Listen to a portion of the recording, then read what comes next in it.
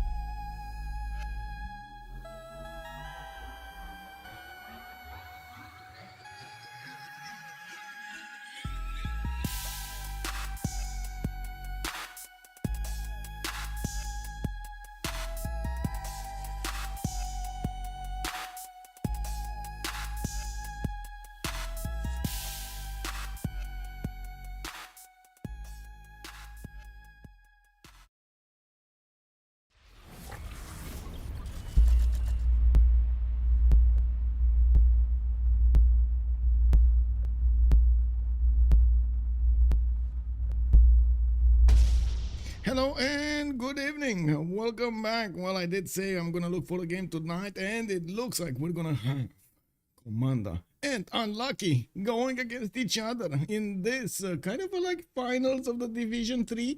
By the looks of it, I was taking a look here. They are the top dogs over here in Division 3. Unlucky with 17 games played, 15 wins and 2 losses. We do have Komanda with 15 games played, 13 wins and 2 losses over here.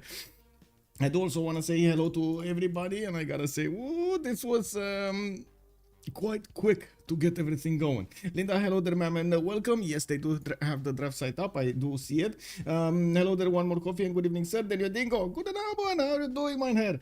And I hope everybody is having a good weekend indeed. Also, I do see Frankie Four Fingers. Hello there, sir, and welcome. I do need to change the map and take off those teams over there from what I could see. Mosdrat, also good evening, sir. Thank you so much for writing first in the channel. Hello there, YouTube, and welcome. I am a little bit sorry I couldn't announced the game earlier. I only found out about the game when I did put up that announcement on YouTube. So give me a second here so I can take this off. First of all, delete lakes because it's not the map for today. Left team and right team are not correct at the moment, and we're gonna take them off until we actually get something. Looking at the lobby, we do still have a few players needing to join. Looks like from one side we will see Chillbrains with Guardian of the Nachos, Tob, and somebody else. Let's actually take a look over here on the Chillbrains, Almo, Guardian of the Nachos, and Tob will be playing today for Team Unlucky. And we do have David Lich with Sir. Well, I guess this is Holland. Holland was saying that he's not gonna play. Wait a second, is he playing? Is he getting in? We got Solo also and Xero showing up tonight for Komanda. Komanda actually has players with a lot of experience on them, and we have seen them play in other tournaments, but under a different name, and of course under a different name, team name. And now that they did, oh, I see Kabachok is joining in. Oh my God. Okay, big Kaba joining. Big Kaba joining. I mean, you know, you'll see the muscles on this guy, man. Very big, very big. We're going to need to see what he's gonna do during the game because we do need to expect a lot of good things from him. I do want to say I want to keep my idea over there and keep on going. Tell you what happened with Komanda. They did want to get a new team going fresh from the start and start off in the Division 3 of the CPL Premier League, which actually made the Division 3 quite a fire division, to be honest, like a division of fire. We had quite a few good teams joining there, not only from, as you've seen, this Komanda, but also from the Civ6 squadrons. We had quite a few good teams that were already Division 1 or Division 2 there, that they ended up in Division 3 in CPL Premier League, and they were fighting to reach the higher divisions, 2 and 1. Now, wow, we've seen so many amazing games. We're coming to the end over here of CPL Premier League, and as you've seen over there, we did have some amazing results shown up by Team Unlucky, by Komanda, Shakun Porson, which is from the Civ6 squadrons, Lesume Rangers, which we'll also gonna see tomorrow. Lesume Rangers going against the Scourge, I believe.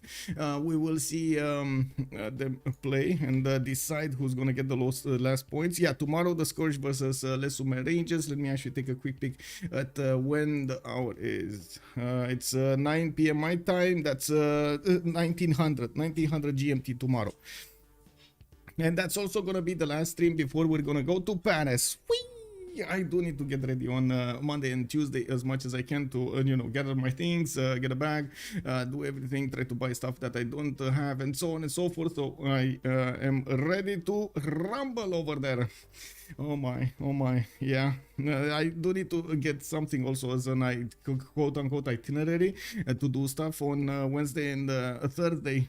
I did already see last year when we went to the LAN, I did already see a lot of the museums, but I think I still have, like, I don't know, half of the Louvre to see, and also a lot of others that I don't know, I didn't get that. Like, it's a very big city. It's just wow. I did also really enjoy actually walking down the street over there and just taking in the scenery, seeing of course the day-to-day life and the feel, the vibe of the city. Now I might not get that opportunity this time because, well, winter has set in, right? So even here we do have quite a bit of snow already, like I don't know, 10 centimeters, 15 centimeters. It's gonna probably melt until tomorrow or the day after tomorrow. It's gonna be okay, but that also means, well, yeah, I might have snow over there, so I'm gonna be a little popsicle just moving around Paris from from one side to the other, trying to not break myself.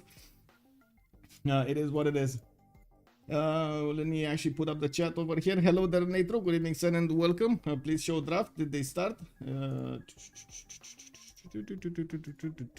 Okay, there we go. So we do have on Komanda on the left side, we do have by the looks of it Cleopatra Ptolemy being taken out. These are the pre-game bans, and on the right side Team Unlucky is gonna take out Scotland. Okay, they might be preparing for a big land map over here. We've seen them play yesterday on lakes. We do need to see if they're gonna prefer one of those maps or not. Of course, Egyptian Cleopatra did quite well yesterday. Chillbrains did manage to get a defense against his opponents, and withstood Macedon full-on attack there, and also some help from Congo. I do want to see also if Macedon is going to be picked up here. As you've seen yesterday, the players do deem it much higher in the aggressiveness chart, or I should say that benchmark over there. We do have them preferring Macedon over other war civs, especially at the beginning of the game, because of its ability to just keep being irrel, but not really irrel, because it still is competitive when it comes to getting those science points for the later technologies. Now, looks like Unlucky is going to go for Sumeria. We do have Genghis Khan being taken out, while Komanda on the left is going to need to pick up their choice. Frankie Four Fingers, also France are closest to culture victory IRL. Yeah, exactly. They have so many things there. Also, the Americans have that one. Yeah, it might be. Okay, so now that Hungary has been taken out, we do need to see what's going to happen here. I do also want to quickly switch this, because I'm pretty sure I'm not on the correct, there we go. I wasn't on the correct sound board, so I can hear in my ear exactly what's going on. The music is fine. And we do have Lucky going to take out Rich Highlands immediately. Well. Then Pangea Classic is going to be taken out by Team Komanda. Okay, well, Lakes is also going to be taken out by Team Komanda, while Pangea Standard is going to be taken out by Team Unlucky. Oh my god, we're going in, boys. We're going into the naval maps. We got Inland Sea being taken out. Primordial 7 Season Tilted Axis still available for the choice. A lot of the times, Tilted Axis and Primordial have been considered kind of casino style picks, so I would assume, they're gonna go for the casino. They're going for the casino. Primordial and Tilted Axis are the remaining two choices for them, and it will be Team Unlucky to make the choice. Are they gonna make the good choice? Good evening, Heinig Dave. Hello there, sir, and welcome. I'm sorry for the quick announcement over there of the game and so on and so forth, but we're getting started. I don't know, UK have rock bands and USA have national parks, but France has so many great works. Yeah, they do. Well, it looks like Tilted Axis is gonna be chosen. Wow, Tilted Axis. Okay. Okay, so not only this is gonna be like a fast announced game, but it's also gonna be quite an interesting game when it comes to the map type. Ooh, Tilted Axis. Why did I say tiled? Okay, that's not tiled axis, it's Tilted Axis. There we go. We should be fine now. Now we're gonna go through the next ban phase. They will need to take out another 3 leaders each, and then we're gonna see them start picking their civilizations with 4 picks available for them in the first phase, 2 on each side. And we do have, by the looks of it, Japan being taken out by Unlucky, with Brazil being taken out by Team Komanda. I would say on Tilted Axis, a lot of the times the players will want to get those coastal civilizations going. I'm actually a bit confused how they did not take out Norway immediately. Harald Hardrada is probably going to be very powerful on this map. And I would say that if they do not ban it in the first phase, I'm pretty sure one of these 4 players in the first big phase is gonna get it. He's gonna get it good. We do have Australia being banned from Komanda, which is a very high science generator at the beginning of the game. Portugal, extreme gold generation there, quite powerful caravan replacements, the nows, which do get a promotion. Very good over here. With 2 more civs to go, Komanda is gonna need to take one out. We still have victorious, we still have Indonesia in the game, Elizabeth I died though. There are so many civilizations that are definitely powerful on this map. We've seen also players be successful with Basil II or Theodora on these kind of maps. And we do need to see what the players are going to choose to actually confront their opponents with. It looks like Eleanor England has been taken out. Is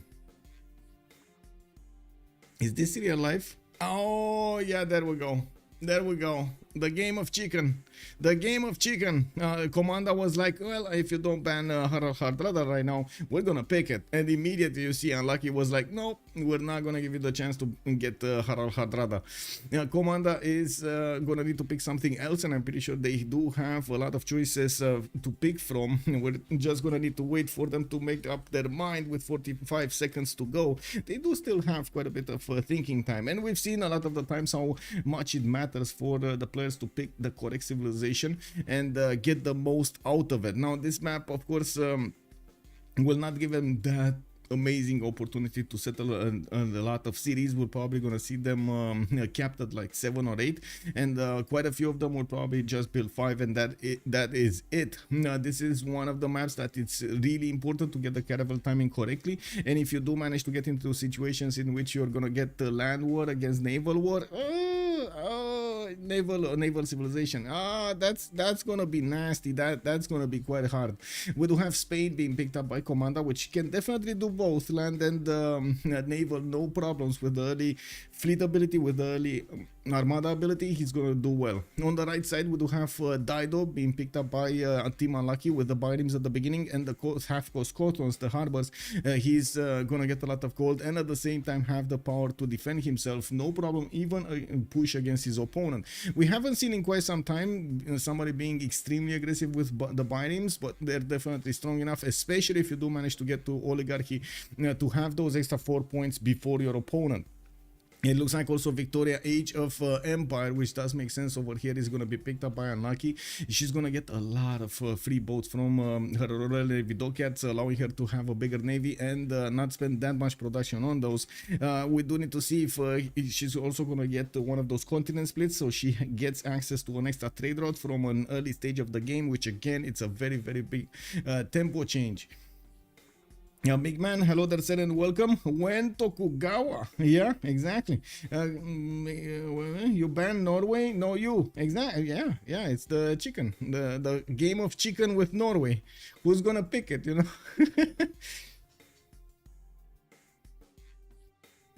Okay, one more pick here from Komanda, and to be honest, I would expect Indonesia to be picked here, but at the same time, I've seen some other. Oh, okay, Netherlands, okay. Netherlands is good also, especially after the update. We did have a lot more Wilhelmina just finding its way into the games. We do need to see if he's gonna have those rivers to benefit from, and I do believe the last time we've seen it, oh man, we heard a lot of tears.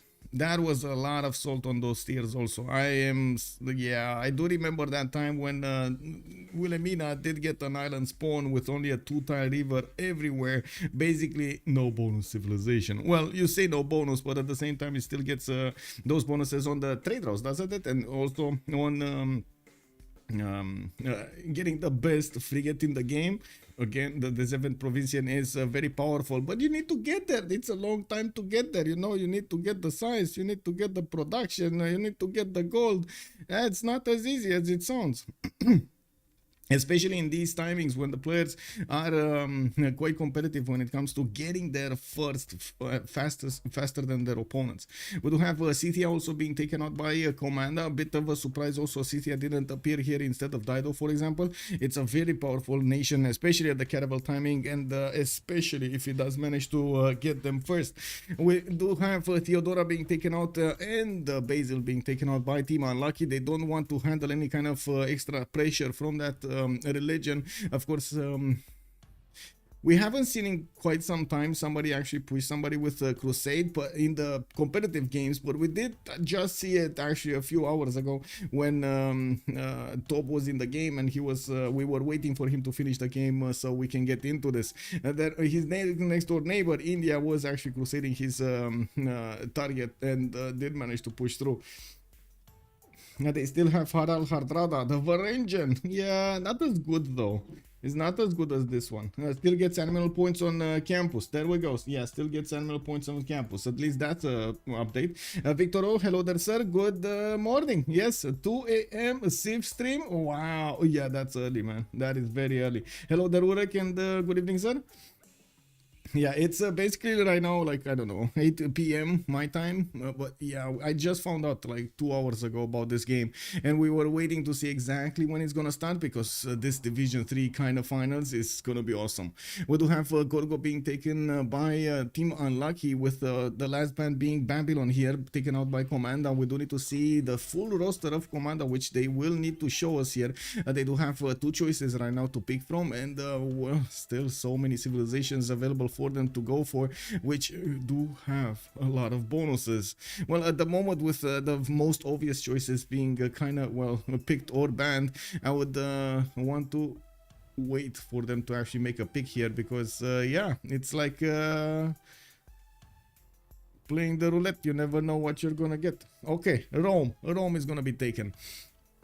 Yeah, the monuments are going to give Rome those extra culture points that he needs to actually get to the civics later on, and we're going to need to see if he's going to manage to, well, if he is going to get into a situation in which he can apply his power against somebody next to him. We're going to need to see what kind of neighborhood he's going to have. Otherwise, he can do quite well on the seas also, because especially because of those the free monuments. I would say it would have definitely been better to go for something, or at least I do feel like they could have gone for something like Indonesia. But anyway, it's fine. We do have or Sejong, actually, for that matter. We do have Cyrus picked up by Komanda. We do have on the other side a Team Unlucky that needs to pick up the last civilization, and since we do have a few more chats here. Oh, what's going on? Cleo, Egypt is still open. Yes, the Egyptian Cleopatra is still open. Also, Monstrat asking why no Varangian pick. It's not as strong as the other Norway, and the players do feel like other civilizations are much stronger. Montezuma is going to be the last choice here for Team Unlucky. We do not know yet if he's going to have those extra amenities like we've seen yesterday during the remaps. We've seen quite a few times how Montezuma did not actually get an extra continent next to him, so he can benefit from more firepower from his improved amenities. We do need to see also when the last player is going to get in. I'm pretty sure we're also going to see them start to pick their choices here, their actual civilizations in the game. I do want to click off the screen here so we can concentrate on the game more. There we go. And we're going to need to wait to see exactly who is who here in the game, like team left or team right. I do believe it's like team 1 should be on the left side and team 2 should be on the right side, but I do feel more comfortable if I actually see them rather than assume. Yeah, also must have been an oversight. Wait, Indonesia not banned or picked? Yes, Indonesia is not banned or picked. I don't know. I don't know exactly what happened there, but they totally forgot about Indonesia. The great Gitarja has fallen in favor. Oh no, oh no. Well, they need to bring it back. They need to bring it back. Where is BBG team when you need them? Bring back Indonesia. You know, Zero is going to go for Wilhelmina in the top choice here. It looks like we do have them going for their correct slots. There is a random leader still left open, and I don't know if there is actually somebody there or not. That's David Lich. That's David Lich who disconnected. Okay, it's fine. We don't have him yet. We don't have him in yet. I would assume he's just reconnecting or maybe fixing his mods. I did notice they're playing with the 4 mods, not the 6 mods, so I did take off the other extra mods, the UI mods, so it doesn't interfere with anything. If any trouble is gonna happen, I'm just gonna delete the mods outright. Like, no fooling around. Victoria, Age of Empire is going to be picked up by Chillbrains. Almo here is going to also need to pick up his choice. Looks like there was a switch. Zero is actually going to go for Philip II as the top dog. He will want those amulets and he will want priority. Now, by the looks of it, Solo is going to go quite low over here in the priority choices with Wilhelmina, while next to him, Boris Kabachenko actually is going to get Cyrus Persia. Well, Cyrus still has a +3 when attacking, and he still receives a lot of culture from those trade routes, not to mention the gold. He also is quite easy to get a golden age with, so I guess we're going to need to see how he's gonna get everything going. Good evening, Colorado. Hello there, sir, and welcome. Also, Nabi, good evening, sir, and welcome. Why is Netherlands popular in naval maps? The 7 provincial and the campus. Yeah, you do get quite a bit of science culture, and you do get a very powerful frigate. Nachos just killed me today with plus 12 Aztec. It was quick and painless. You just ripped the band. Hello there, sir, Curtis Love. Good evening, good evening. I think they just wanted other navals and wanted a 2-2 naval land. Yeah, I guess so. I guess they didn't want to match their opponents over there navally. We're gonna need to see if that is actually gonna give them that advantage. They are much needed. Almog is gonna go for Dido. We got David Leach on Rome. We actually seen multiple times David Leach on Rome, so yeah, good comfort pick for him. Montezuma, Guardian of the Nachos, just like chat is telling us right now, we do have him with a big potential, and we do need to see if he's gonna gather all of those amenities on his side. Since this is a naval map, and yes, there are quite a few chances of him having continents that he can reach with shipbuilding. We'll see. Gorgo last slot being played by Top. He's probably gonna do quite a bit of simming, try to get those acropolises going, and we do need to see where is he gonna be, what kind of neighborhood is he gonna have. Let's put up the remap prediction, and let's see what do you guys think, what the chat thinks over here on YouTube and Twitch about how this game is gonna go. Are we gonna have 1 remap, 2 remaps, or 0 remaps? Let's find out. You and me together.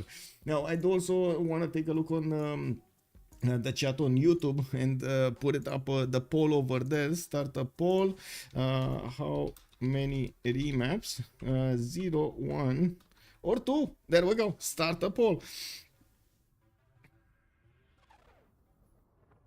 Pam, pam, pam, pam, pam, pam, pam.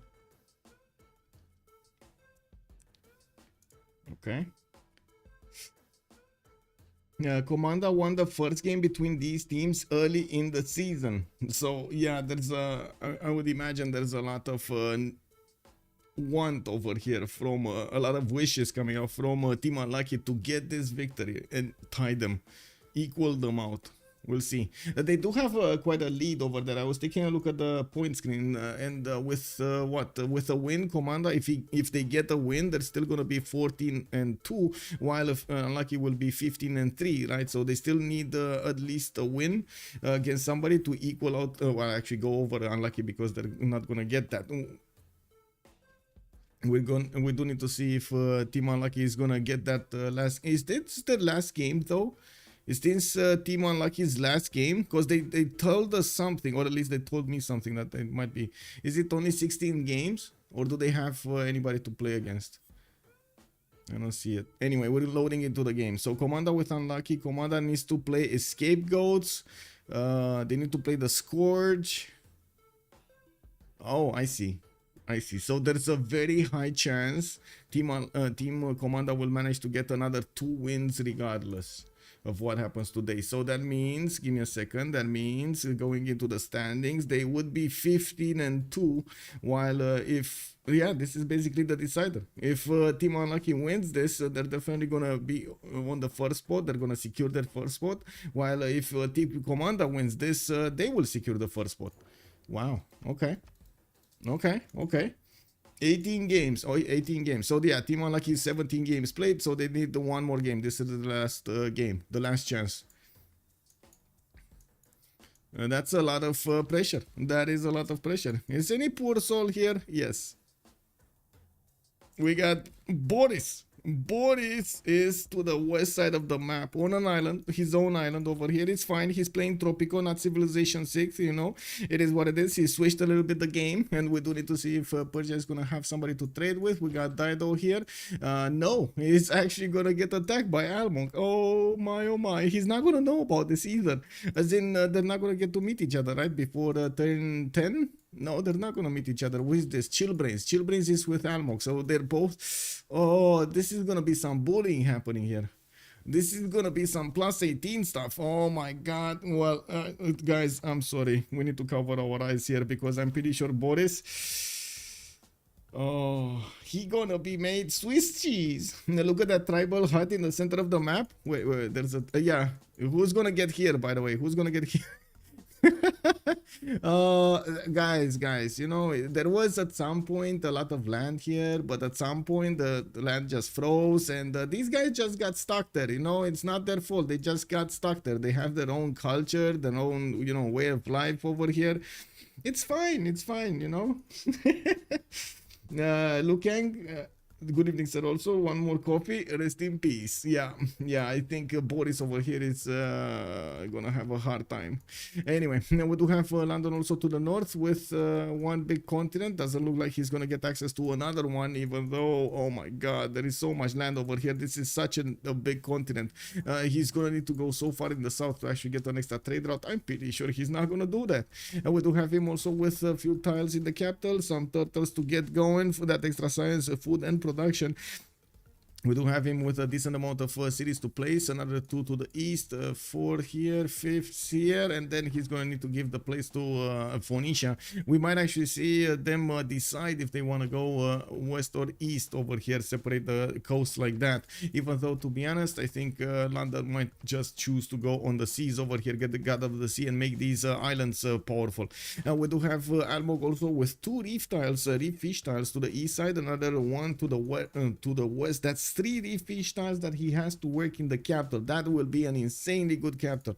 We do have him also with a +4 campus to the northwest where he has those turtles there, and I do notice he's probably going to put another city here to get the fresh water from that lake. Now he's also not going to find out about good old Boris here to the west side. Well, he's not going to get to bite him that fast, and he's not going to know that Pasacarde is just an inch away from his capital. To the south, we do have Gorgo, Sparta with a 2-2 base. He's getting his scouts out in 3, and I do notice he's getting quite a few mountains to develop his cities in. This is gonna be probably Sim City over here for top. He's not gonna care about anybody attacking him. I'm pretty sure it's gonna be way too hard and logistically impossible to actually get an army to Greece to actually affect Greece. By the time you actually get those units from the other side of the map to this side of the map through so much ocean, the units will be obsolete in technology. You should not even try it. And we do have I guess there is a possibility that you take a city state over here and upgrade in it, but that again, it's logistically quite hard. We do have to take a look also on the other side. Chat was saying that this is basically east versus west, and somebody's gonna get the short stick, and that short stick is actually Guardian of the Nachos. Wait a second, is this gonna be him stuck with them, or are they gonna be stuck with him? What do you think? Is this when Montezuma is stuck with his opponents, or is this his opponents are stuck with him? The opponents are stuck with him. Because it kind of looks like he's gonna have a good time over here fighting Amsterdam to the south.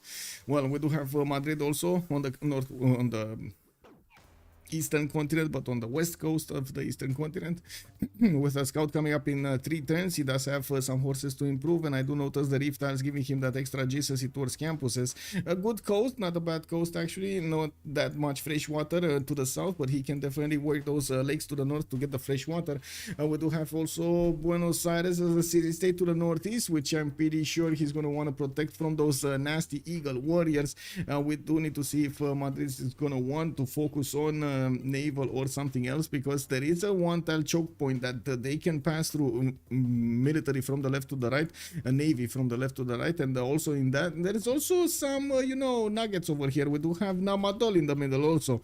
You might want to take that city state for you. Ooh, even Matterhorn, that's never going to be used during this game. It is what it is. Hello there, Mechanian, and good evening.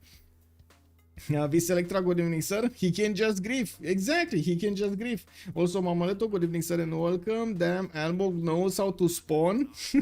Yeah, he knows how to spawn, indeed. He definitely knows how to spawn. This is incredible. Anyway, looking at what's going on here, we do have Rome in the south, and it looks like he's, well, he's gonna be okay. He's gonna be okay. Yeah, a few turtles over here, not amazing territory, but you can definitely make it work, and I would would assume he's gonna want to also put a few cities to the northeast so he can get his navy going. He has access to the western seas also, so we're gonna need to see what kind of decisions David Leitch is gonna make here. We do also have him with the possibility to canal this lake if he wants to with a city to the southwest.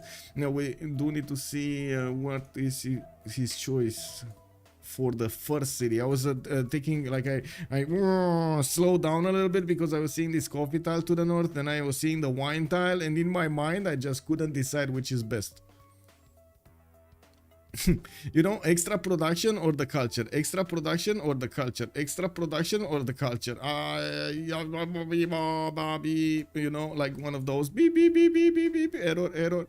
I would say actually settle that coffee tile over there, get the extra culture going, and get the third city on the east. To be honest, it is what it is. Dutch again. Someone didn't get the memo. Well, let's see if Dutch is gonna be good this time, because he's gonna need to fight on land against Aztec, and I'm pretty sure he's not gonna like this. We do have Aztec sending already some Eagle warriors to the south, trying to scout out the territory. He definitely doesn't know about how far into the south he needs to go. Now we do have him getting the scout out to the north, also picking up a tribal hut, and by the looks of it, I don't think they're actually gonna get vision on each other. They're gonna need to make this remap decision, which is coming in 5 turns, without that much information about their opponents, or even actually zero, because yeah, I'm pretty sure there's way too much water here for the vision of the Persian scout to actually, you know, allow him to see there's a city on the other side. And since Almog is not sending any smoke signals up in the air, they're just not gonna know about it. What is the Great Amazon Fire? Not here. Not here, I say. Not here. Amir, hello there, sir, and welcome. Bonsoir, bonsoir, monsieur. Also, Urek asking us, can you deploy recon unit on there? The one in the topic information who can teleport onto it? You mean, what was it called? The Spec Ops, right? The Spec Ops? Where, in Pasagarde? Yeah, sure, but I would imagine Pasagarde is just gonna die way before the Spec Ops. Amir is also saying, I find Aztec hard to play as he's quite reliable on continent split for the amenities, plus if the spawn far from enemy is worse, kind of like a double Russian roulette. Yeah, exactly. On a continent split, Aztec is great. Without a continent split, it's going to be quite hard. And his only continent split is here to the south. He might get in there. I'm pretty sure he is aware that he needs to get the positioning on his opponent, and to be honest, well, with this settler coming up in 2 turns and pretty good land to settle to the southwest, I would imagine he is gonna want to put a city here. Actually, looking at this, wait a second, can he put a cattle tile in another city here? He could, but it's becoming way too expensive to actually have the dice tile, so maybe it's better to just get it over here on the 2-2 base and get right close up and personal with the silk and the dice tile. That's two good, those are 2 good tiles that he's definitely gonna want to work. I meant the tribal village in the tribal village. Oh, here. Oh, if you can deploy it here. I think so. Actually, I don't know. I don't think anybody tried this, but that's a really good question. I would assume so. It's land, so you should be able to land on it, right? It's I don't know how it generated in between. Like, does anybody have any idea how it actually generated some land tiles in between all of the ice in the middle? Like, I thought this is just blocked. Like this on each map is blocked, right? Anyway, the ice will melt when somebody unlocks. Yeah, I'm not sure how. I don't think actually this. Wait, this ice melts. This ice melts at the end. We rarely saw any of these games actually get so late game. They usually want these maps usually end up of 1 by turn 70 or something. Eventually, okay. So all of the snow, all of the ice is gonna melt at some point. Okay, we do have a war declaration, so I would assume somebody met somebody, right? Who met whom? Aha! We got the Netherlands scout over here getting next to Tenochtitlan. They will know about the great guardian of the nachos.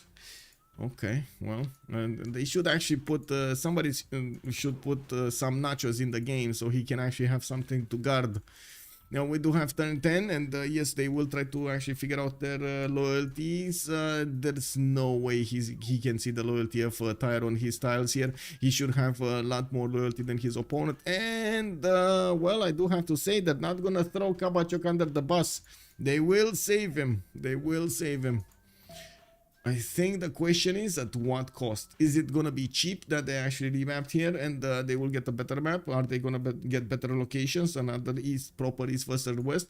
Are we gonna see them linked next to their opponents? Yeah, this is the remap. Yeah.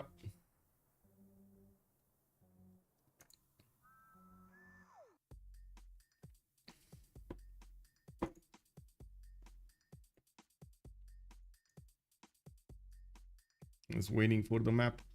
Forking Knight, the big Division 3 finals on Tilted. Yes, yes, yes. It can only get better for the Russian team. Is it though? Is it? Like the others didn't really have that bad spawns, but I guess you're right. Dido had an incredible spawn. In Victoria, not so much. Victoria was kind of stuck in place there.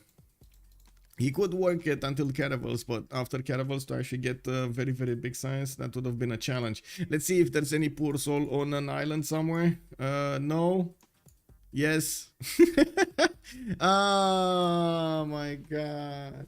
Oh, guys, at least he has a 6-star river. Well, actually, he has 2 rivers on this island. We didn't see it before, like what, last week when Wilhelmina got picked and he ended up on an island with like two tiles. It is what it is. Well, at least Solo is gonna get his dice tile for some extra fates from the beginning. We do have him with a decent amount of tiles here to get some districts next to them. Of course, not amazing amount, but a decent amount. We do have him also with a lot of coast to settle to the north, a city state to kill in the form of Zanzibar, which, to be honest, it might do well to not kill that city state. That's a lot of amenities that you're gonna get from one single city-state Suze. We do have him also with a few islands if he wants to expand, and we do need to come back to our eggs here, go towards the west side and see who is gonna spawn what. Greece is gonna get his 2-2 base underneath the city of Sparta. Gonna go builder first here. It looks like he is thinking they are on the same they are on the same position here. They're not actually. Oh, I see. This is quite interesting to get the builder out so fast. Is he going sailing? Yeah, he's going sailing. So he's going to want to get the turtles and probably work on animal husbandry afterwards to get those truffle tiles and the horses improved. He doesn't know about the horses, but he is assuming it's either here, here, or here. They couldn't be anywhere else. We're gonna come back to see what he's gonna do. Anyway, Pasagarde gonna get his 2-2 base also with a decent amount of rivers. Temenaki possibility to the southeast maybe with pyramids also possibility there. He does have Hattusa in the south. Oh my god, what is this? I just noticed the Civ6 here. We got Dido to the southwest of Persia. Boris is gonna get the... Oh my god.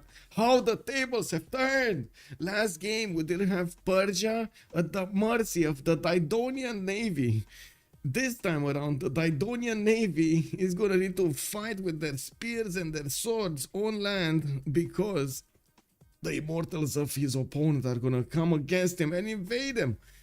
Oh my, I do have to say usually Persia is, no, I should say not Persia, but Kabachok in general is not that big of a warmonger. He likes to sim up, he likes to get those tanks, he likes to get the helicopters, you know, he likes to play with the planes, not so much with the early game. Well, maybe that's just my impression because I saw him so many times in the games just waiting for that perfect moment to strike at his opponent when his opponent was left defenseless. And now it's the Persian turn to Griff. Exactly. Honestly, it might help because he can play greedy. Good evening, Fabios, and welcome, sir. And wait, he has a +6 campus on the ship and a Pantheon. As far as islands go, this map is... yeah, it ain't bad. It ain't bad. I do definitely have to agree on this. This ain't bad. He has also some spy styles over there in the north, and with the dice style giving him an option to get God of the Sea. Oh my god, look at how many resources he has. Look at how many resources. Like 1 and 2 and 3 and 4, 5, 6, 7, 8, 9, 10, 11, 12, 14, 15, 16, 17, 19. Oh my god, 20, 21. This is not going to be picked. This, maybe, this, no. So 21. 21 resources, that 21 production from God of the Sea, if you do manage to expand that. Of course, yes, a lot of ifs and buts, you know, it is what it is. This might honestly be big Dutch, yes, big Dutch. Is there enough room in the western islands for Dido to escape? He gonna sail away. Yeah, he's going. Yeah, look at that. He towards the cat. He does have a decently big island. Yeah, no, another 2 cities over here. So yeah, he could escape. But does he want to escape from the big Kabachok? I told you when he got into the lobby, Kabachok, big muscles. You gotta be careful, man. Somebody's gonna need to pop those muscles so he can get out of there. We got the scouts getting out from Tyre, and by the looks of it, Almog is gonna take a look at the river here to the east side. He's going towards Hatusa, not really towards Pansagarde. Probably the scout will go there. We do have also London here in a bit of a pickle. He's behind the mountains. Oh my god, what is this spot?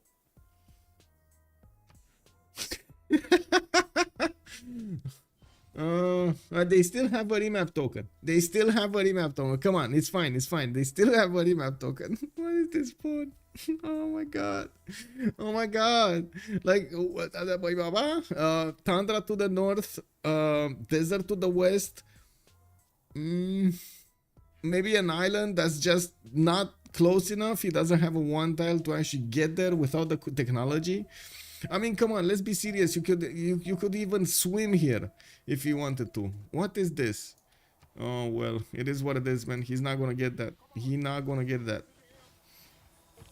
And this is a remap too. Also, Kaba is good on offensive. Flornik, good evening, sir, and welcome. Thank you for the input over there. Best Halong Bay ever, far northwest of the ice. Wait, you saw Halong Bay? Northwest?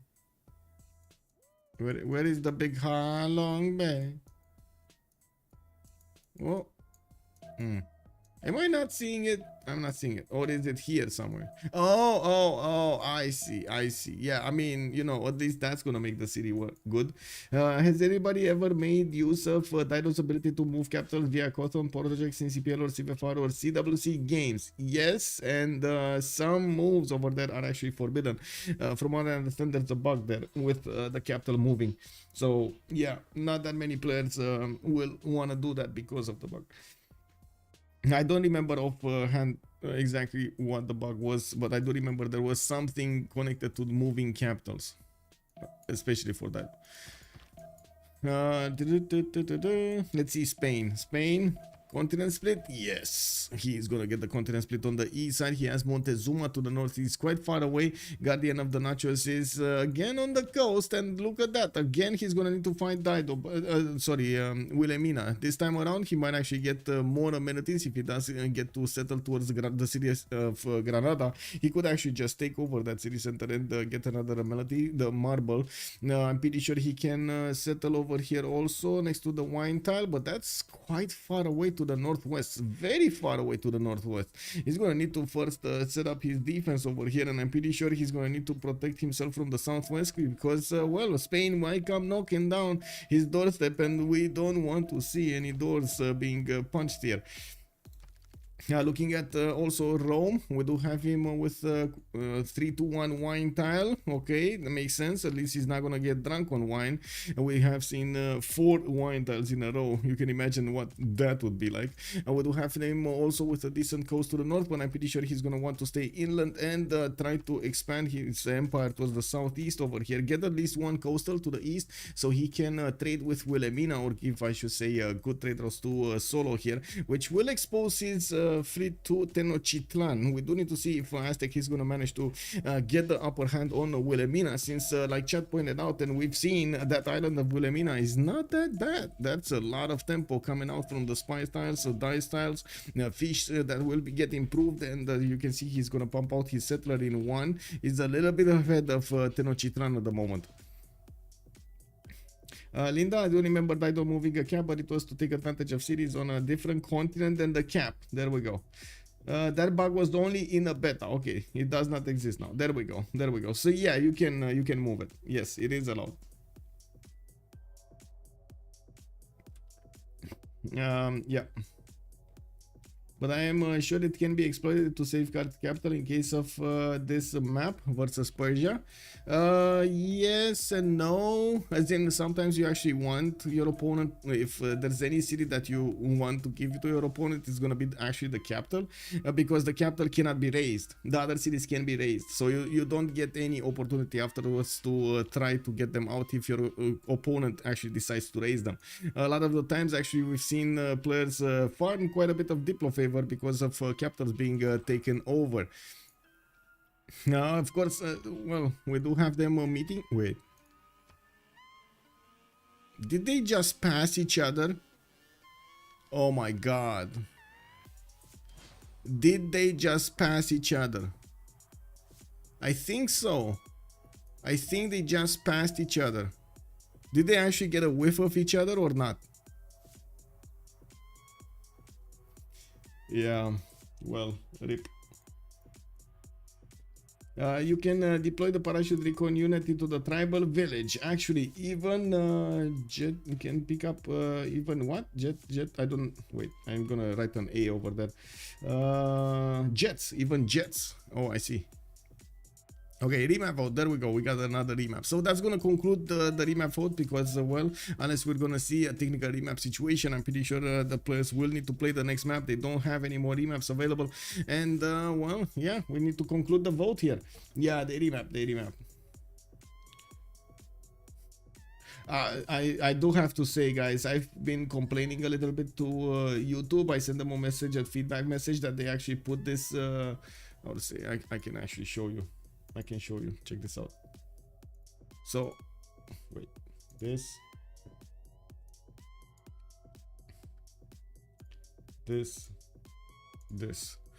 look at this. I cannot actually see what's going on behind, right? And sometimes look at this, like royalty 25. Hello there, sir. Why we see all the strategic resources from the beginning? It's a mod. Yes, we are playing with the spectator mod. It allows us to see, but you notice that I cannot actually touch that button underneath, like to actually select the text. This three dot button over here, this is actually to give me like more options about what to do with text and so on and so forth, or pin it or something. Anyway, I cannot do that. And I sent them a message with the screenshot, like, this is easy. Like, how would you put that pop-up over there, which is kind of useless, on the left side? Put it on the left. Put it not on the right side. Put it on the left side. Why would you not put it on the left side? It's boggles my mind, man. Sometimes it's weird. And even if I stretch this out, it still has the same problem. What is this? Oh my god, man. Anyway, it is what it is. Little details that you know, make our lives better. Did he not want the remap? Boris says, yeah, he probably was looking forward to that war. What can I say?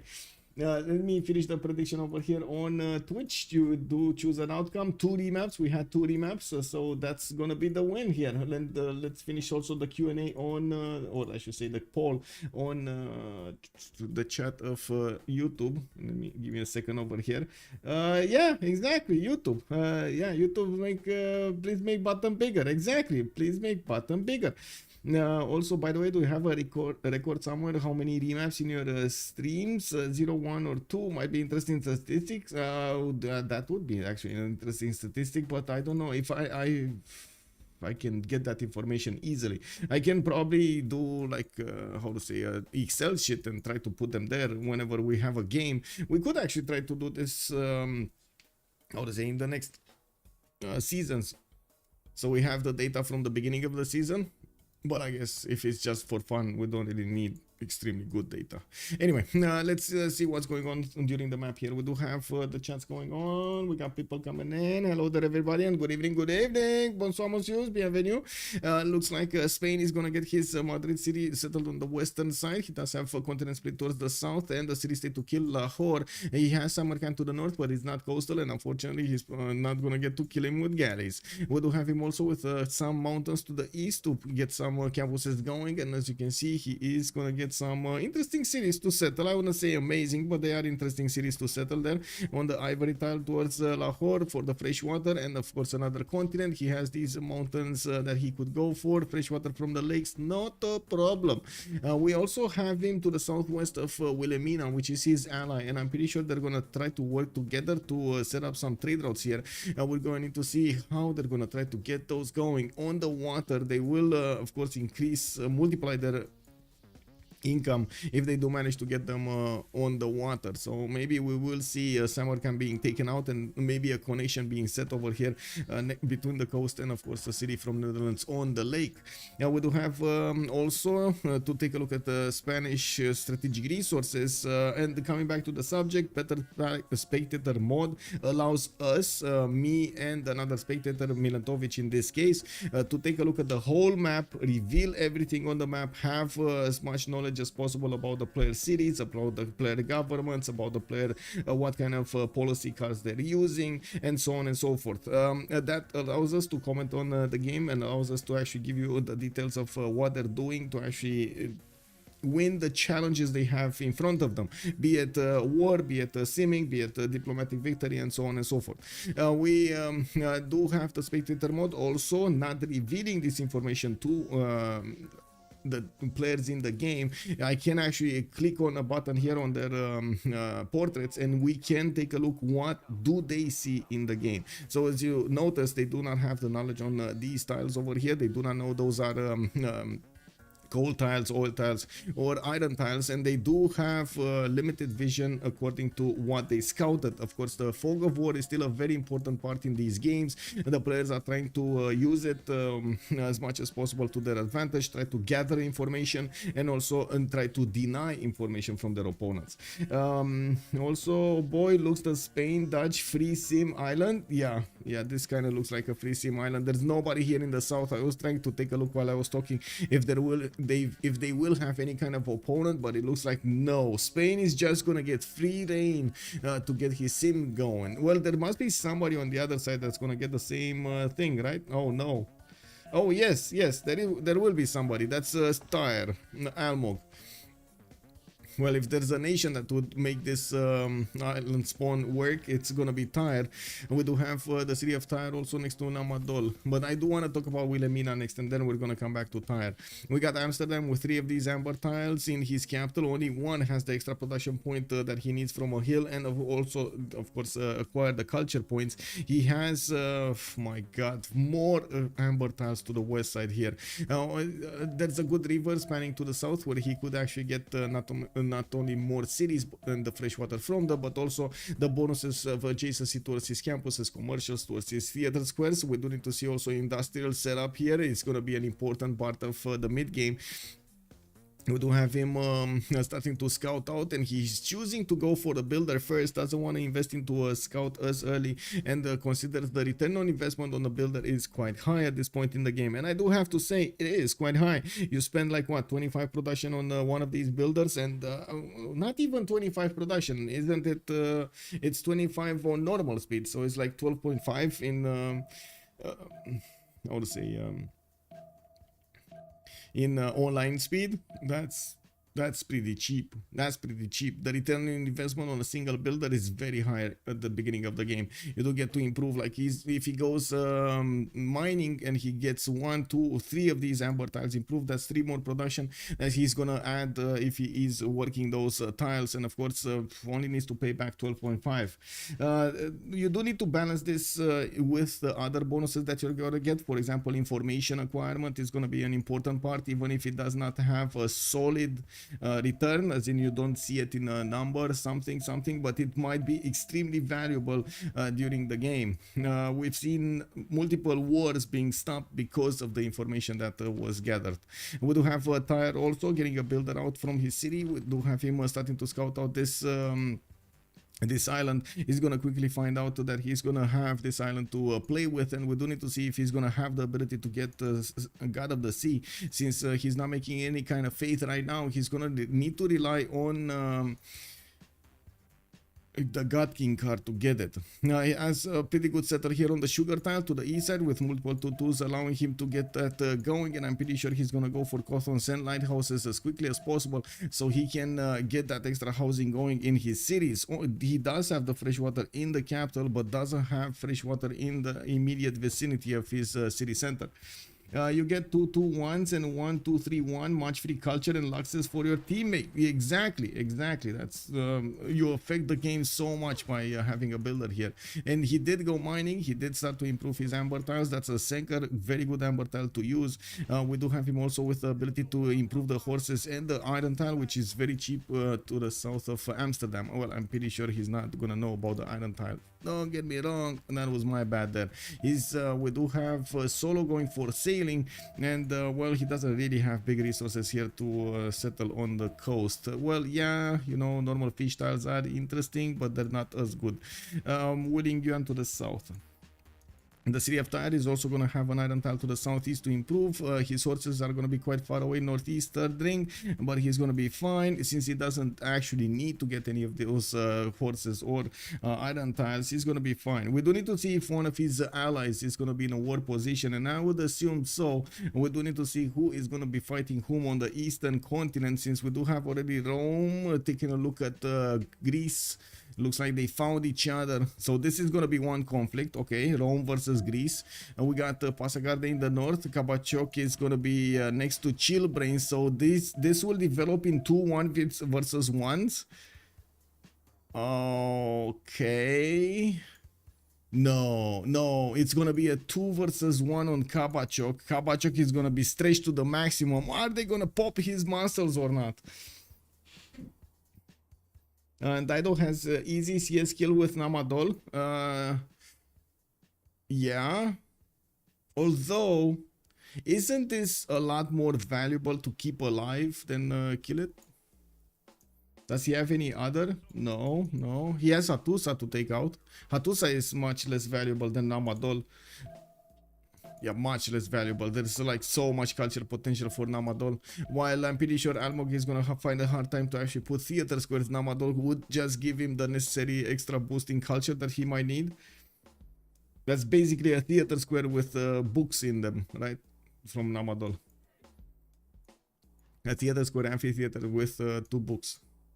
Anyway, we do have to take a look at each of these spawns in general. We do have Guardian of Narachos Tenochtitlan coming up with his first settle, and I do see him still benefiting from a fish tile to the northwest. He didn't acquire it yet in his capital. He does also have some whales, and I would assume he's going to want to go south. I quickly took a look if he has continents. Unfortunately, he does not. He's going to need to go through quite a few hoops to actually get a city here to get another point.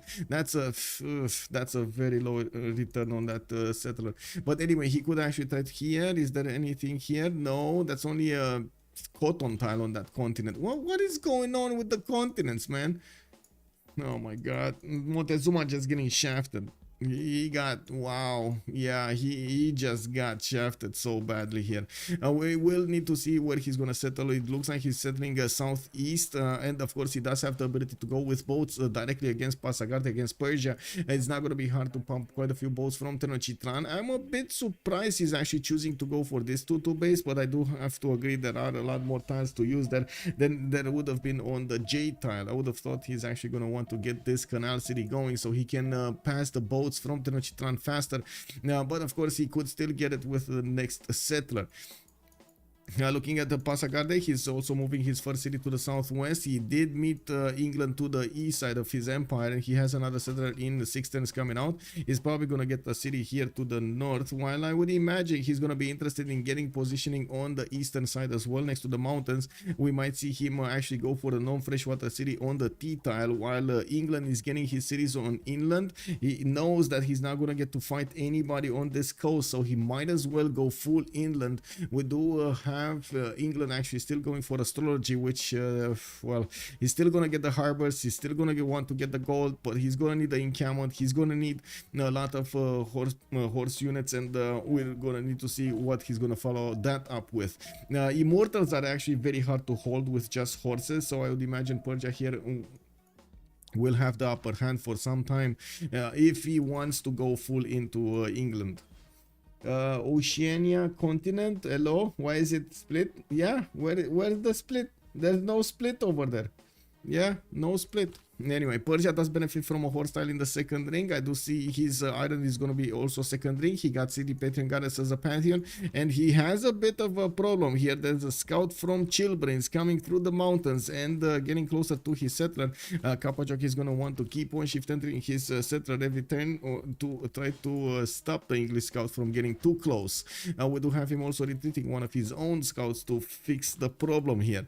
Well, I'm pretty sure that settler is going to be safe. In the south, we do have Rome back settling, or a side settling, I should say. He's not going forward or backwards from Athens. He's just going directly south of the city of Rome for another 2-2 base and putting down his first campus, which is going to be a +1. I'm pretty sure we're going to have a government plaza also being set between these two cities, and we do need to see if Greece is going to be faster on his attack, since he did put his first city down a little bit faster than Rome. Now we do have him also with good rivers to go and expand towards the north and the west side. He has all of this back territory to try and settle. It's not amazing land, a lot of floodable terrain, a lot of flat or no featureless hills here, but I'm pretty sure he can eventually make it work. We do need to see how the tempo will actually be between Greece and Rome here. Rome will also benefit from an iron tile in the third ring to the east side. While I don't see his horses, they might actually be underneath that district here, underneath the campus. No, they're here actually in the third ring to the northwest. Third ring to the northwest, we do have a horse tile. I'm also a bit surprised we didn't see him go to the north to get the position on the coffee tile. Maybe he is actually already discussing with Persia that Persia should get these rivers, which I guess it's normal. We do have Tob also sending his third settler already to the west side, while Rome still has 3 turns to get his.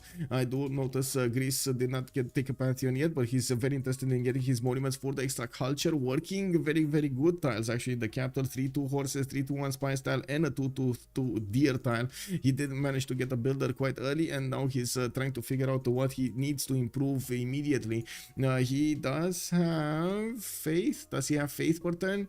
No, he doesn't have a single point of faith. And yeah, I was watching if he's actually going to work that tobacco, but he's choosing to go for the 2-2s so he can grow that city and get some more production towards those monuments. Now, are Spain and Dutch on the same continent? Spain and Dutch, yes. The answer is yes, a big yes. And we do have actually Netherlands putting that city over here next to the amber tile, getting a little bit closer. We do need to see if he's actually gonna get the connection towards the southwest. We do have also a third city coming up from Amsterdam, and soon we'll see the destination.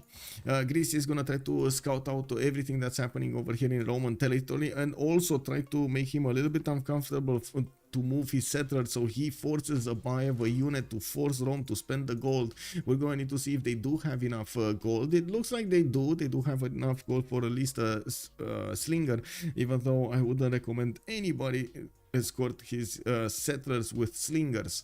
I do notice Greece is getting his third city to the north, and by the looks of it, he's also gonna pop those monuments quite quickly. He does have access to the horse tile already improved, while his iron is gonna be 3 rings out to the east side of Sparta. That is gonna be a bit too far out. Now we got also Chillbrains with Birmingham and London not benefiting from an extra continent. Oh, he does have an extra continent. It's gonna be an extremely bad city, but it's all for the cause over here. He could actually settle this one, right, and try to even get the pyramids. We do need to see if Persia is gonna have a say in that, because, well, at the moment Persia is not settling cities to the northeast. The city of Susa is actually quite south. And the city of London also will get the horses out in soon, improved next to his capital. We do have him with the iron tile across that lake in the third ring, and also third ring from Birmingham. Very, very, very expensive from both sides. Now, it doesn't seem like we're gonna have major naval fights, but we will definitely have some naval form of war between Aztec and Pasagade. Boris Kabachok at the moment is not aware of his opponent coming from the north, and we will need to see if he is gonna be made aware at some point in the game. Of course, he needs a galley or an admiral to actually start scouting and looking at his tech side. He's going for celestial navigation, so he does want to get the harbors, not the commercials, which is something that you don't really see that often on Cyrus. But Dutch can bop Aztec, that's what you think? Okay. No, there's tiny part of Oceania split and crushed by mountains. Yeah. Holland and Spain not connected. Holland and Spain, you mean Netherlands and Spain? Yeah, they're not connected through the seas. They're not connected through the seas. They're not, they need to get a connection city. And that's, I think, one of the first steps towards that is the city of Hague. The Hague. I think it's, is it Hague? I think it's Hague. Anyway. In Romanian, it's Haga. But anyway, it is what it is. Oh, we got some questions over here on YouTube as well. Let's see. Can Spain settle the West to settle the big auction? Yes, and he can also get a connection city to the southwest, so he can get boats out to the south. He can apply his military firepower against Phoenicia a little bit later on in the game. Yes, plus. It's hard to take advantage from more same luxury resources, but you can sell it for a bot. Yes, that is also true. This being a full player lobby, it's gonna be very hard to actually confuse a bot with giving him a Diplo favor for a lot of gold. This is the game map, right? Yes, this is the game map. How is Aztec placement? Aztec has a pretty good adjacency towards Persia, and he's also gonna have the advantages of his opponents not knowing where he is, so he can get a surprise attack against the capital city of Persia. We're going to need to see if Persia is going to want to get another city actually on the coast, I would imagine. So it's gonna be a very long road if he actually wants to settle anywhere else. Also, are they barbarians? There are no barbarians in a 4v4. Or sometimes we do get to stream FFAs. Those are free for alls, which do need barbarians in them, so the players do have a chance to get their first golden ages. Sometimes you still don't get it because of I would say lack of barbarians, but it is what it is. Also, looks like a naval Aztec this game, but does he lack in amenities? Yes, he does lack amenities. We got, let's actually count them out. We got 1, we got 2, we got 3, yeah, 4, 5. We got 5 amenities for him. I mean, that's not bad. A +5, that's definitely not bad. He's getting a boat out from Tenochtitlan. He's getting also the trader from Chalco. And I think it's about that time that we actually need to take a look at city-states in the game. Now we got Brussels with Singapore for the industrial city-states in the game. Kandy is going to be the one with religion. Samarkand and Bandar Brunei for the trade bonuses, while Namadol, Kagwana, Rapa Nui and Antananarivo will be providing the culture. I do notice we do have also Lahore for the military and only Hattusa and Taruga for the science. Well, it is what it is, right? You can't get everything. Well, it's a good diverse environment of city-states. We're going to need to see what are they going to prioritize. Like Chad mentioned over here, Namadol is in danger of being taken out by Phoenicia. We don't have yet Byrims coming out of his cities, but I'm pretty sure he's debating if it is more valuable to actually keep that city-state and receive the bonuses from Namadol, which is going to give him a lot of culture from having the districts next to the coast and the city centers. This is very, very important. That's so much culture there. We do have also Almog started to improve his amenities. I do see Gypsum has been improved to the north of Tyre, and one of these ivory tiles next to KTY. He has 2 of them right now. Could definitely receive the amber. Wait, he has his team has the amber, right? It's who is it? Tob? No. Who had the amber spawn? Somebody had the amber spawn, right? Oh, this Amsterdam. Okay, see, not the same team. Not the same team. We do have the Netherlands also with a bit of a problem. Dido is going to be on his seas. This can develop in a 2 versus 1. And it will be hard for Dido to actually keep up against both very powerful nations on the seas. He will need the help of Montezuma. They will need to finish off Kabachov as quickly as possible. Make him neutral on the seas here, so he doesn't affect any kind of late game fighting. And I'm pretty sure caravels and frigates are going to be important to come out from all of these, from Spain, from Netherlands, from Dido, and from Montezuma. 5-6 potential. They're not actually bad if yeah, not bad. It's definitely not bad. Macallian, hello there sir. Mitsashi, also hello there sir, and thank you so much for the comment over there. Dujnela, good evening sir. Art Spain and Dutch, I did answer that. Monkey Wazaru, hello sir. That spawn seems illegal. Yeah, well, he's gonna get the campuses now, right? Already putting them next to the river. We do have him also getting God of the Sea as a Pantheon, and he's gonna get all of that production started up. I'm pretty sure he's gonna be quite happy improving those coastal resources as quickly as possible. He's getting Moksha in the capital of Amsterdam, and with extra points coming up from the Amber, the Monument, and so on, he's gonna have quite a bit of percentage extra from Moksha also. We do have him on already 10 culture, 10 with 5 science. I do want to put up the prediction for the game, so we are starting up to put the points in for who's going to win this game. We do have on one side Komanda, and on the other side we're going to have Team Unlucky. I'm going to put it only for 15 minutes as a submission period because I'm worried a lot of things can happen in the next 10 to 15 turns. Also, Helicopter Kicker, good evening sir. Wait, they can even reach Spain. Yes, they can. I mean, yes and no, as in it's here with a one-tile choke. Spain knows about it, but his opponent does not know yet about it, and I guess we're gonna need to see if they're actually gonna get the connection series. Yeah, we'll see. Spain, I was thinking Spain should actually get this going because he should have the higher firepower against Dido at the same amount of time, especially with early armadas. Let me put up also a Q&A on YouTube. By the way, how is YouTube doing? Very nice, very nice. I hope everybody is well on this big Saturday. Who will win will be the question, with possible answers between Unlucky and Team Komanda, which I understand Komanda basically means command, like team. Okay, we got the Goddess of Tides chosen by Phoenicia for his Pantheon. He's gonna get the extra culture on these coastal resources. Looks like next to him, Spain did manage to pop a scout. Nice free unit. Fourth city from the city of Tyre popping out. We're probably gonna see him try to go to the northeast and settle another city in this location.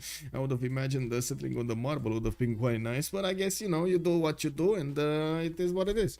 We do have him also, let's see what's going on here. Rome open up with 2 campuses next to Gorgo. Interesting. No encampment put down from him, and we do have him with a few slingers defending his territory against the warriors and the scouts of Greece. We do need to see also what Greece will do, starting off with campuses and Temple of Artemis from the city of Sparta, plugging in Moksha in that capital city. They will need a lot of gold for these two nations, but I do believe... Wait a second. Why did they... how come they did not go for the last update? What is it? Exodus? How come they're not gonna go for Exodus? It is what it is. Hello there, good and up and closing. Hello there, sir, and welcome. Yes, I can add the team labels. Oh my god, thank you so much for reminding me. Totally forgot about that. Give me a second. Left team, it's gonna be Unlucky. And on the right side, we do have Komanda. There we go. Okay, so Temple of Artemis is gonna finish here in 2 turns, and that's gonna be a 1, 2, 3, 4, 5 Temple of Artemis at least, which is pretty good. This one is a bit too far off, unfortunately, and of course he's still gonna get the extra food and the housing in the capital, which is gonna allow him to actually get more population and increase his city, increase his district count. We do have a God of the Forge also chosen by David Lich, and I do see him on 8 science and 10 culture. Pretty good advantage that he has against his opponent. Hey, the House Pirate 420, thank you so much for the raid. Much appreciated, sir, and welcome to the stream. Now we do have also Moksha established in the capital city of Rome, while at the moment he still needs to actually get a unit to attack his opponent with of the classical kind. He's going for his archery in 4, and he's going for his political philosophy. I would imagine, yes, he didn't actually get archery at this point. We do need to see also, bouncing around the map, what kind of pantheons each of the players did go for. God of the War has been picked up by Chillbrains, while I do notice his builders are going to to the turtle tile so he can improve it. He did have a fish tile in the capital that would have definitely needed some love from this builder. We do have another builder from Birmingham, so I would imagine he's gonna get to improve that too. We do have also God of Open Sky being chosen by Aztec to get his extra culture going. He's sending his galleys towards the south, and it looks like, oh, we got galleys coming out from Tushpa.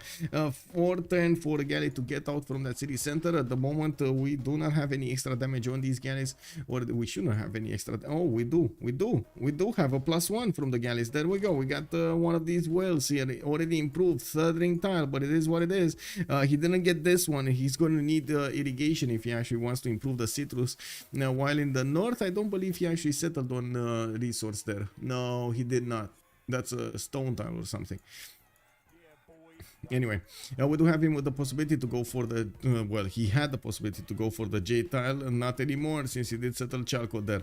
Going for a harbor in 5 turns. He's gonna, in 2 turns from his capital city. He definitely is gonna want to get his golden age. And looking at the last score here, we do have him on 22 out of 19. Tob is 18 out of 19, needs 1 more point, while Chillbrains is 4 points out. That is quite low over here.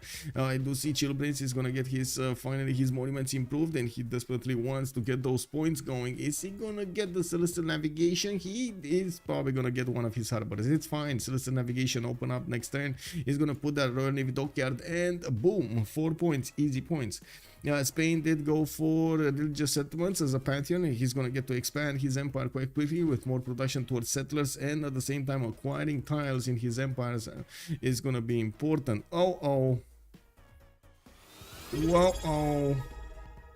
What is the game speed? We're playing on online speed, yes. Thou shall be knighted, Sir Corkle. Which team is Komanda and which is Lucky? Yeah, there we go, Amir. Thank you for asking. Also, Victor is saying this got me in the mood for Civ6, but starting a single player game can get lazy. Yeah, that's true. More control because I can pause but at least and see when something interesting happens here. Nice. Also, Corky man, thank you so much for the tier 1 sub. Much appreciated. Aztec Pantheon. Aztecian Pantheon. Let me see. I want to see if these guys will die, but I guess not today. Let's see. It's God of Open Sky. He went for God of Open Sky. So he's going to get the extra culture from his improved pastures. He has at least 1, 2 that I can see. He's probably 3. Yeah, 3 with the horses. So 3 pastures over there going to be easily improved. Not that many. Actually, I'm not sure if this was worth it or not. I guess he didn't have any other, so you know, it is what it is. Yeah, looking at Dutch, he did go for God of the Sea, right? The extra production. We got Dido going for Goddess of Tides for the extra culture. He got his 4th city. Actually, interesting position. Where is he going here with the 4th city? Because I do not see him taking out Namadol. Actually, he's considering that Namadol is going to be much more valuable alive than dead, and he is going to plug in his Amari in there to secure it.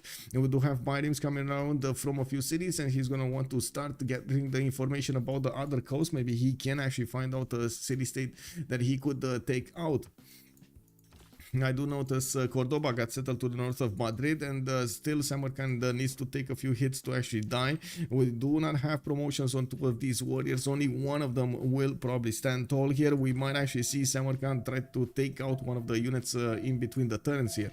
More settlers coming around from the cities of Netherlands. Looking at this, we still don't have encampments being placed down from either Rome or Greece. We do have them well, at odds at each other, and we're going to see when they're gonna want to settle the score. Ravenna is gonna get another campus. Also, the Government Plaza is being placed. We don't have the 4th and the 5th settler out from Rome. The village is gonna play it a little bit slower. We do have a 4th city coming up from Sparta. While he is getting some +3 campuses here and a +1 from Athens, is gonna get a 4th city quite quickly. And we do need to see where is he gonna want to put it down. He's probably gonna want at least 1 city towards his ally here towards England, so they can connect their empires through the coast.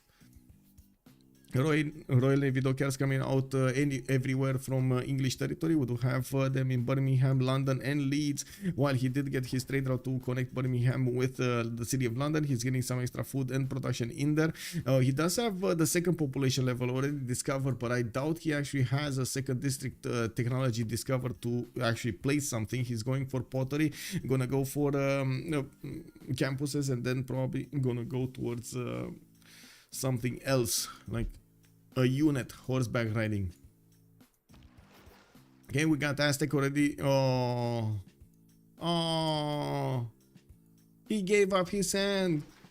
Well, I guess Persia did have a galley. It was one galley, you know, not a lot, but yeah, it is what it is. Did they know about this? Do they actually? I don't think they actually discovered the north. So this is discovered. This is discovered here. Oh, I see. They see the loyalty.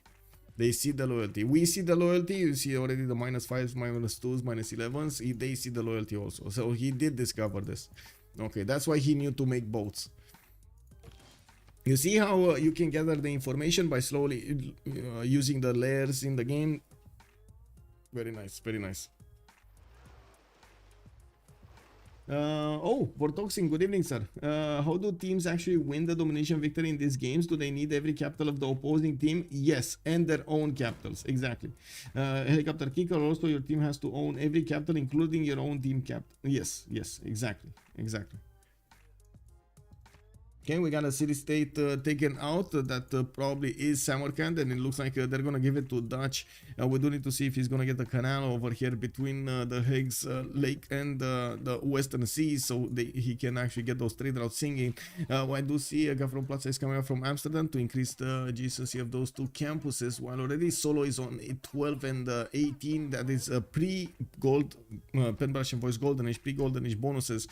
We do need to take a look at Persia, how he's developing, getting more harbors out, getting another galley, while I do not see actually Aztec sending all of his force there. He still wants to see what's going on, and if he does have any other possibility to get to his opponent. He's probably gonna force a careful timing against his opponent and not send too many galleys. It's enough to have a galley and of course a turtle tide that he could feast on to recover the strength of that galley.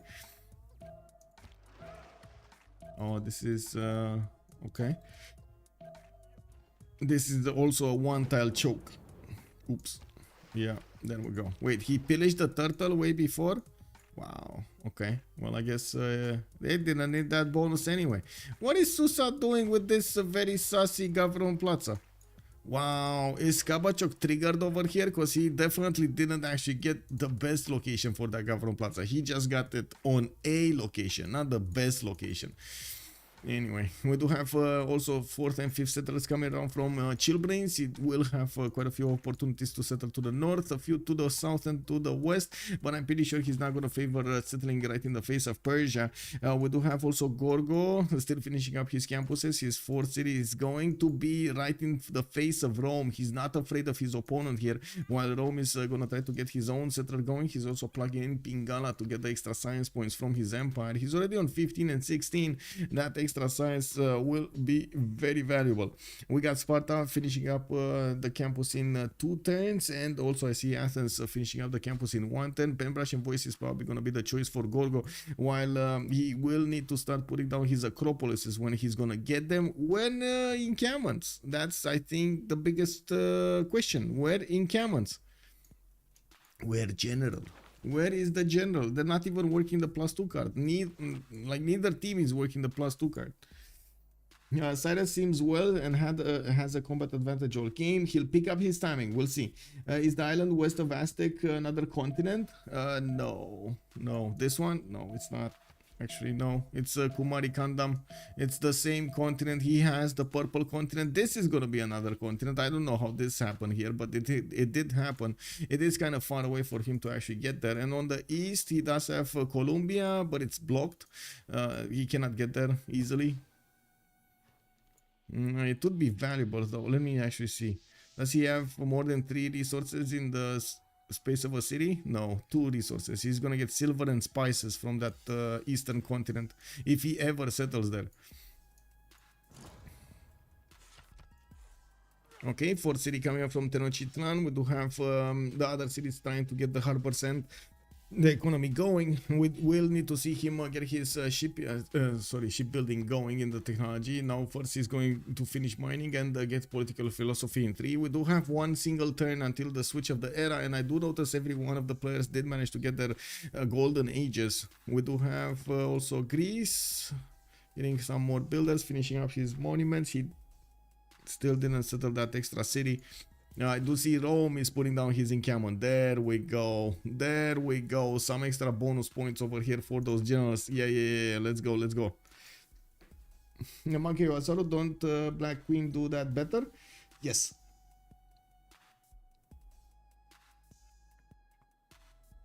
The only thing about Black Queen, it doesn't have the seeming abilities that Persia has because of the lack of bonuses that you have on your trade routes. The Persian trade routes are extremely good return on investment. Okay, Dido settled his fourth city. We don't have him actually going for the fourth and the fifth yet, for the fifth and the sixth. And we still don't have him with a Government Plaza from what I do see. So Ancestral Hall is gonna be at the premium here. He just didn't actually put it down. I'm actually curious if he's waiting for his builders to chop something or he has other plans for the Government Plaza. Now we do need to see also, so Netherlands here. Montezuma still didn't get his Government Plaza either. So we don't know what he's gonna get. And we do have this weak Government Plaza from Susa. Unfortunately, that's just not gonna be that impactful throughout the game. On England, we still don't have the Government Plaza, but he could have quite a few multiple positions to put it for to get as much adjacency as possible from as few districts as possible.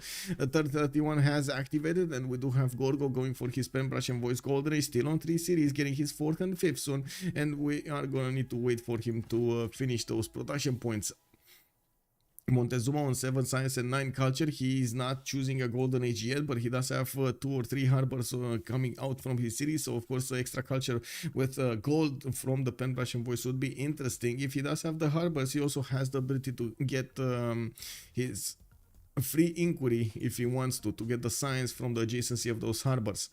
Chillbrains on 8 science and 17 culture. We do have him on pen brush and voice golden age with settlers coming out from London and lighthouses from the other cities. I would have expected him to actually get the 5th city also. Looks like he's staying on 4, and we're going to need to see if he's going to choose something else later.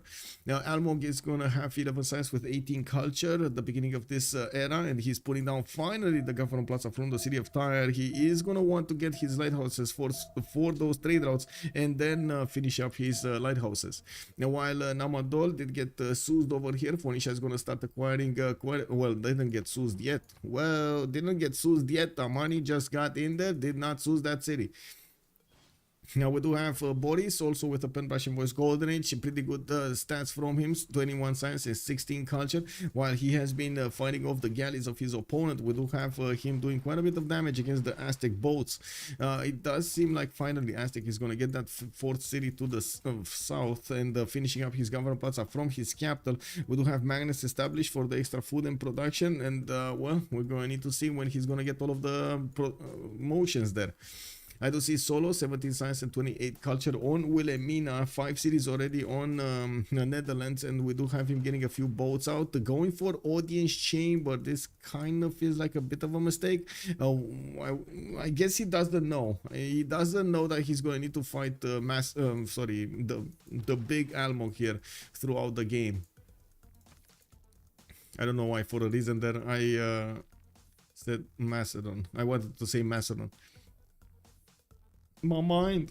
What is the game? Okay, why worth to take out a city state? Because the investment of like a few units that you already have to take out an extra city to basically convert it into your city is very big. It's very big. There's no reason to build both commercial hubs and harbor in the same city, right? You do it mostly for the trade route because you would could get the decent adjacency with how England is placing their harbors. There is a reason, Victor, to actually place both in a city. If you do have Reina and you do want to go for the Reina double, Reina does have this ability to get the double adjacency bonuses for the commercial and the harbors. And if you do have like a very good city, a lot of the players are using that city to try to get as much science during the free inquiry 2 ages to boost them to a technology that will overwhelm their opponents. It's kind of rare to actually see this happening, but I have seen it multiple times happening. Imagine multiplayer with secret societies though. Also of Minerva, double trader per city with Amani, probably gonna see 100+ envoys in important city states since everybody is fighting for them. Yes, I can imagine. Does Philip ability work versus atheist civilizations? No, it doesn't work. It actually requires an opposing religion in the opposing nation. That's a niche case. Yeah, niche case. Yeah. Yeah, it is. It is. We've seen sometimes also players designated to make the goal do that, but it's you're kind of irrelevant yourself. You need to understand the risk you're taking by doing it. The extra district you're gonna lose because you put a commercial next to a harbor is sometimes a bit too much. Anyway, we got horses coming up from Olympia. I do see Wollostron is gonna be checked off here in Sparta, and I do see Wollostron is gonna be checked on in Rome's territory. I do see what is it, David Litch, right? We were David Litch. He went for Penbrush and Voice Golden. He's getting his own horses from Antium and Ravenna, while he started acquiring some of these great general points. It looks like Greece did put on the card as well to be competitive at this point.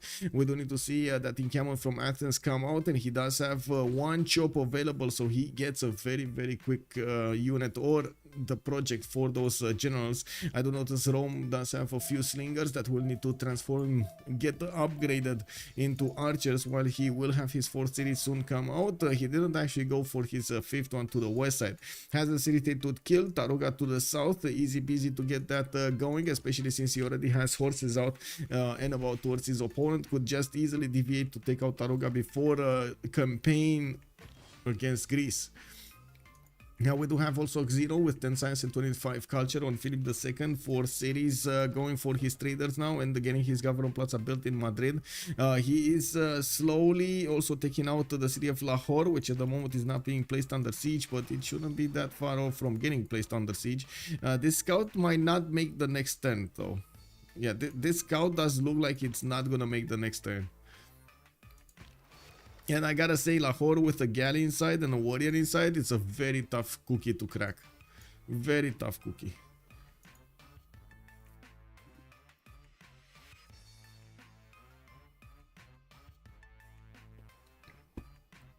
Okay, let's see what's going on here. Rome gonna get settled to the north. He's also gonna probably try to get as much attention from Greece as possible, so he lets Persia focus on the navy.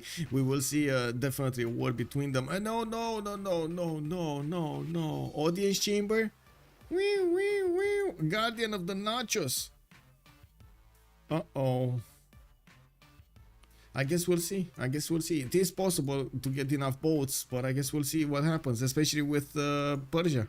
Persia going for audience chamber. Okay, it's fine. I guess both of them are going to be lacking those bonuses for Warlord's Throne to just build boats and send them against their opponents.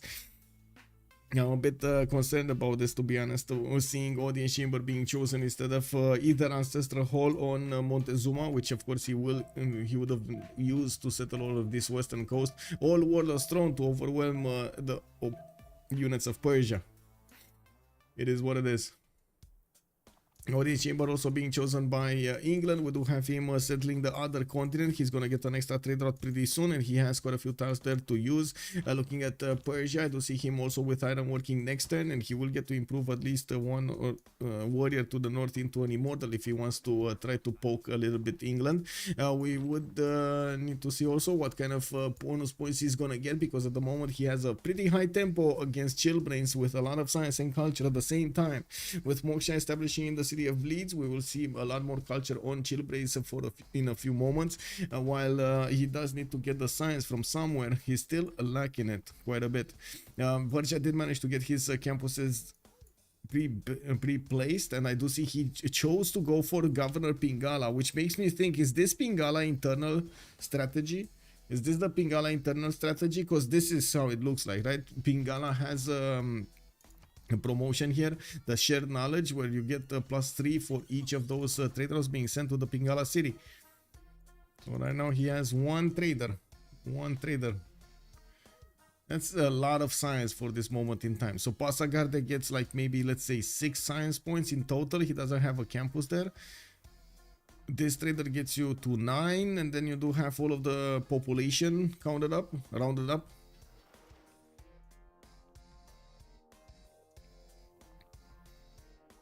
To be honest, it seems like a bit more science than it should be. But anyway, it is what it is. Persia would be red coated. That's what you think? Oh, that would be amazing, Rupert Fed, if they do manage to get to Persia with red coats. Because I mean, yeah, this is perfect. This is perfect continent split for England to get the red coats against his opponent. Solpo, also good evening, sir. He has a nice choke to hold. Yeah. Wait, who has a nice choke to hold? Okay, horses coming in from Greece. Did he get the project in or did he get a horse? Oh, he got the project. He chopped the project for the general. And I don't see any general recruited by Rome. He's going for his stable and he's pumping out as many units as possible. I do see 4 of them, 5 horses. And yeah, there we go. He's getting the idea that he should definitely attack against Taruga. We did have him scout a little bit if Greece will be suspiciously unsafe here. But it looks like he's safe. He has his own horses getting out. And I'm pretty sure these horses of Rome are just going to end up smashing against his opponent. Units not really doing anything. Sparta did manage to get the Acropolis going. Still no commercial from him. He's trying to rely as much as possible on the gold of his plantations and getting it from his teammates if he needs to invest into any tile. He's on, let me see, he's on 13 gold, 10, 32 science with 33 culture, while David Leitch is 24 and 29. It does seem like he does have a little bit better stats at the moment. Yeah, 4 city in the south. We do have Hoplites getting out from Mycenae, and I do have to say he does have extra district slots if he wants to put them down. What is this? This is an Acropolis and this is from Olympia? Wait, is it? That is from Olympia. Okay, so he got the second district slot. Okay, got it. Interesting. And what's going on with the goal per 10? We do have Almog on 38 goal per 10 at the moment, with Boris on 31, Zero on the other side on 29, while the rest are making less than 20. We do have also Ancestral Hall. There we go. Now that's a Dido we know. Now that's a Dido we know. Ancestral Hall, just get them everywhere. Is Lahore winning?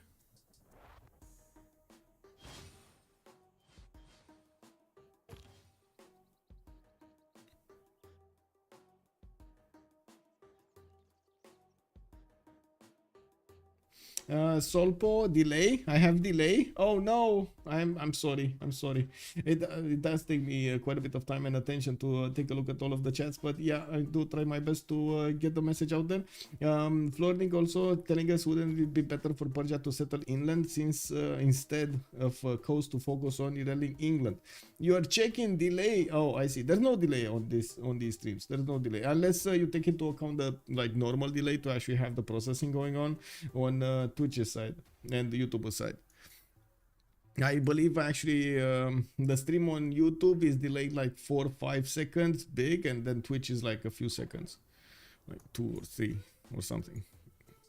Anyway, now we do have the Raiders coming out from Leeds, and of course with Plymouth being settled to the northwest, he's going to need to get a few defensive units. He did get a free warrior from settling on another continent, and I do see a 5th city is going to be settled to the north of London, getting some campuses also for the extra science adjacency. It's a +2 campus there, not bad. He's going to get another +2 here, and I'm actually quite curious if he's going to get the harbor from that city center to the south in this little puddle or not, because I mean, it would be nice, right? You get all of the harbors that can be only accessed from London. Can you imagine? Can you imagine the happiness on the Londonese customs when everything from 3 cities needs to go through them? They're gonna be like, yeah. I don't know. What do you have there? You have like 2 trucks. You have like 2 boats over there on the boats, and on the boats you got some grain over there. Oh, I see. $5. $5 each. Don't make me mad, man. I'm gonna take $7 if you make me mad. That sounds very terrible. That sounds terrible. Anyway, we do have Persia here in the city of Stranka, city Patreon Garnets, and getting those plantations going, so he gets the extra points. So I do see the horse on the island of Chalco has also been improved.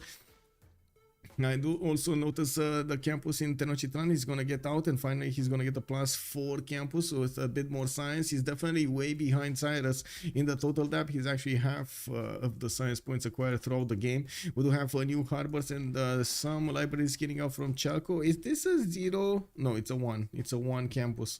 Okay, it's a +1 campus. It is what it is. We got lighthouses getting out from Bercha for those extra trade routes, and you can actually see the 51 production on Boris. But Guardian of the Nachos 55. Whoa, that's pretty good actually. 55 production here on the big Montezuma. I would have expected actually Cyrus to be a bit higher up. Anyway, we do have Persia also needing to get some Peridesas going. I would assume he's going to want to place them on Plains Hills, and I do see him getting a few horses. I'm actually curious, is he going to try to take a stab at England? Because it definitely feels like we do have Rome fighting Greece here, and I do have to say Greece will have the opportunity to actually go against his opponent for a few turns without his opponent being able to react that easily, because his half of his army is deployed to the south. Now we do need to see if Tob is gonna realize that Taruga is gonna be killed soon, and he is gonna grab the chance of attacking into these Roman units and take these out before more join the fight. Next turn he's gonna get the ability to buy out the trader here, acquire Shun Tzu, while Rome still needs 3 more turns. Pocket strategy, yeah, pocket. Imagine the border size of that city-state. That would be like all of the 100 envoys. Yes, all of the 100 envoy city-states. Every one of them with 150 strength. Oh my god. GDR strength cities, bro. Oh yeah. Oh yeah. Anyway, now we got Tyre here. Not producing anything, getting his campus in the city of KTY. That's going to be a lot of science for Almog. He definitely wants to start producing as many of these settlers as possible, but he also wants the 7 pop in Tyre so he can put down another district. Would not be surprised if he's actually going to go for a campus from that city center also. We do need to see how he's going to choose to actually expand here. I'm pretty sure he can still get a few cities to the east side on his own island, but I would imagine it's going to be quite valuable if he does manage to get cities on another continent somewhere. He can easily actually settle the cities over here if he gets some land units right next to Bandar Brunei. I'm pretty sure Spain is just gonna stay on his own side. We do have Madrid also getting a settler out in 2, and I do see him getting a campus here, pre-placing a campus from the city of Madrid, while Bilbao did get the 4th population. He did not get a pre-placement for anything. Zaragoza also has 4 population, but again, no campus or commercial has been set, or whatever, theater square or preserve if you want to call it. We got Reina established in the city of Cordoba with 0. Yeah. Wait, Netherlands did have bonuses towards canals and dams, right? What is it? Culture bombs, no. Wilhelmina. Dutch campuses, yeah. Where is it? Didn't he have bonuses towards dams? Culture bomb, no. Oh yeah, 50% production towards the dam district and the flood barrier. So, oh, no canal bonus? That's a bit unfortunate. I mean, this begs the question, why didn't they take that city out? Anyway, it is what it is. They could have just brought a settler and not dirtied themselves with building a dam. That would have probably be the same production anyway.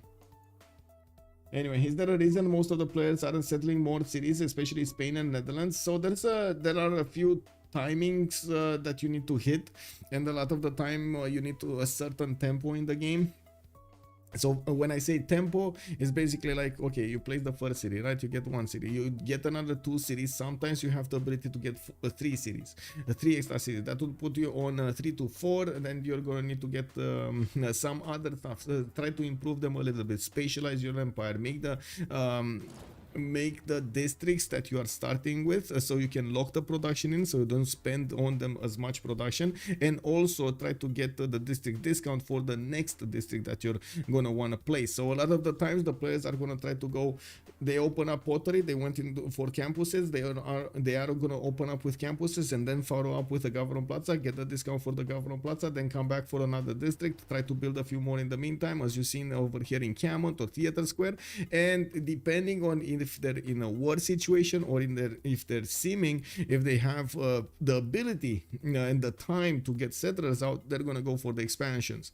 Greece, for example, did not have the production necessary to actually get the 5th city out because he knew he's gonna need to fight his next door opponent, and he had to put that production for new settlers into units, because otherwise Rome, as you've seen, would have just capitalized on the lack of units that Gorgo would have had. So that basically is the beginning of the game. Now afterwards, when you're gonna go into mid game, into late game, you're gonna see the players also try to have some more expansion phases. Usually is right after the feudalism timing, right after you get all of those builders with the 5 charges on them. You do want to get some more settlers, and you do want to hit like go from 5 cities to like 8 cities, and then from 8 cities to like 12 cities. Basically, those are the expansion phases that you're gonna go for. We've seen also a lot of the players are trying to focus their efforts as much as possible, because it is quite a challenge to try to synchronize your decisions in the build queues with the decisions that you're gonna need to make with the cards, for example. The cards giving you so much of an advantage. You're not gonna get to pay as much production for those settlers, for those builders. You're gonna get more charges, more out of each builder, more value out of each builder. Units again will need to actually be built with a half cost as much as possible, so they don't cost you as much, and every tiny detail will actually add up throughout the game and give you an advantage or a disadvantage during the game against your opponent. We call them London nerds, London heirs. I see, Project Cisco. Good evening, sir. Is Rome City dead? That's a good question. I don't know yet. That legion will definitely have a chop. This legion has a chop, and he could chop a lot of things. Next turn he's gonna get Magnus in there. If he wants to chop walls, if he has the technology, he's gonna chop walls. If he wants to chop another legion, I'm pretty sure that's also gonna be enough production from that one forest chop, to especially with Magnus bonuses, to get going. Taruga has also been taken down, and we don't know where Taruga is. Where is the city of Taruga? Where was the city of Taruga? There was a city somewhere called Taruga. Nobody liked it. Nobody wanted to be in it. But still, so many people chose to be in it. Not here, not here. Lahore is still alive. Can you imagine Lahore is still alive?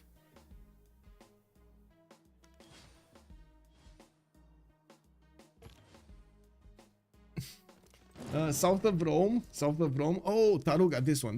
Thank you. So David Lynch now has all of that military to come back to the north and try to defend his city of Mediolandum. Looks like there were a few chops being done here, and it looks like the legion came out of Mediolandum with a few horses next to it. And I do notice Hannibal Barca is also over there helping out the military of Rome, while Shun Tzu is on Greece's side.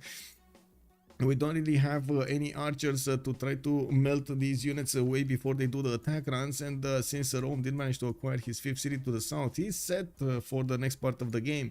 He does have 33 science with 36 culture, while Tob is 40-45, and we don't see actually another settler coming out from the city of Sparta. Interesting choice to go for a granary. I'm pretty sure he has already a lot of housing from Temple of Artemis, but I would assume he cannot get to the 10th population that easily to place down commercial here from the city of Sparta. He did not choose, or he did choose? He did choose to go for the third district as an acropolis from the city center, and one of the reasons he's actually making so much culture. Boris is also getting quite a few campuses, and it looks like he is going to go top 3. He wants to get to caravels as quickly as possible, while Guardian of the Nachos is still working on his mathematics. He did manage to acquire 39 science and 41 culture. It looks like he is definitely keeping up with the science necessary to get to cartography as in good amount of time, and he's starting to acquire quite a few luxury attack bonuses. He's on 4 at the moment.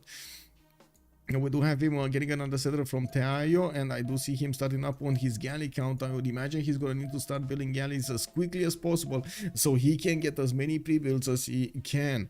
I would also imagine Dido is going to be the one that they're going to ask for a lot of gold, so he does need to maximize the amount of gold he's generating. He's on 70 right now, and he's probably trading with all of those trade routes towards the city of Namadul. Going for Pingala in the capital. He will jump up in science quite a bit soon. And I do see a settler is also getting out of that city center. Did he not settle his district here? Did he not lock in place the production of that district in the city of Tyre? I think the big answer to that question is no, he did not. Well, at least he got Carthage going. Okay, what's going on here? Not much. I don't believe Tob is gonna do much against these legions. Way too strong. Yeah, actually, there are quite a few counterattacks happening here, and it looks like the horses are not up to specs. The units of Rome are doing a lot of damage to Greece, and they might actually get to push him back, especially with how many units Rome has coming from the south. He did get quite a few promotions on those units and enough experience to get the promotions later on with only 1 or 2 more hits remaining.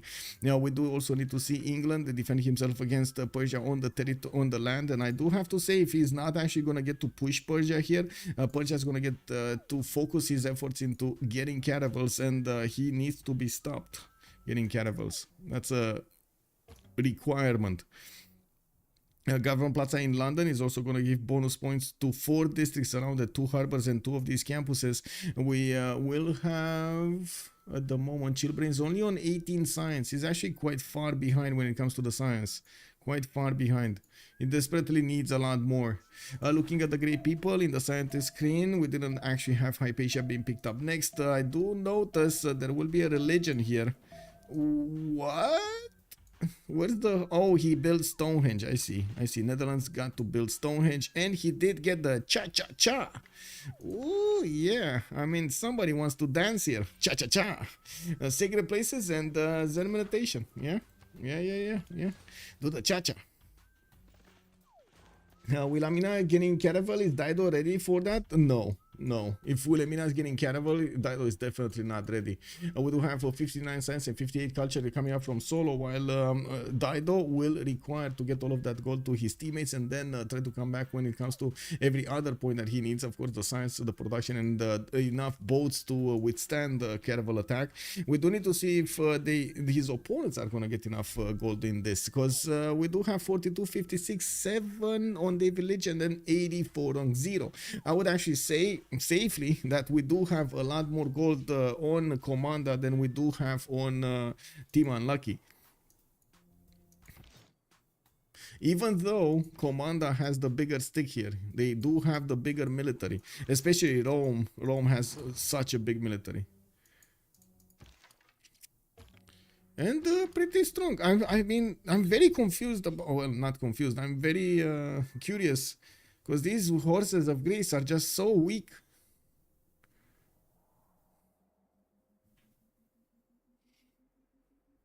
Oh, Rome got the military alliance first.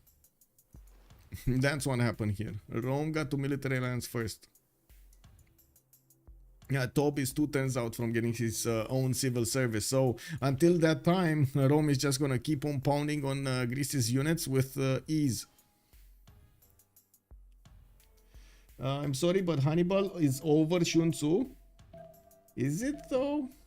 Rasdi Ranjit, good evening, sir. I'm not saying no. I'm just asking, you know, is it though? Is he better? Let's find out. I'm gonna put up a poll on Twitch really quickly to find out who is the best general. Right? Who is the best general? That's gonna be the question, and we're gonna have Hannibal on one side and Shun Tzu on the other. Let's see, put Burica. And who's the 4th one? Trung Trak. To be honest, to my shame, I didn't actually hear about Trung Trak before it got placed in the game. You know, yeah, you see, we learn new things. Who is the general? Let's see what's going on here. I'm actually gonna put the chat over here so everybody sees what's going on. Okay, come on, let's get going, people. We got 5 minutes. Let's see, what are your choices here? Hannibal, Shun Tzu, Burica, or Trung Trak? Let's go. General Levy is the best general. Yeah. Okay, we got everybody voting Shun Tzu. Whoa. We got 6 votes in Shun Tzu, 7 votes in Shun Tzu, 10 votes in Shun Tzu. Wow. Is somebody dropping points into this? Is this what's happening? Okay, I feel like I'm voting with mercy on Hannibal or something. No kick W. No vote. XTK. Good up on her. Mind her. How are you doing? Also, Gorgo in Classical Republic, I think. Oh, well, I guess it's fine. His horses wouldn't have had oligarchy anyway. Yeah, he doesn't. You mean the +2 from his... let's see. He is, yes, he is in Classical Republic, unfortunately. He is in Classical Republic. No, nothing. No bonus. And that military alliance lack is quite a problem. Okay, let's see what everybody's voting here, because I'm pretty sure we're gonna get going pretty soon to talk about the next eras. Good evening, sir. Cheesy the Bass. I have been wondering lately how you got the name OnSpotTV. Oh my god, that's actually quite a good question. Let me answer this.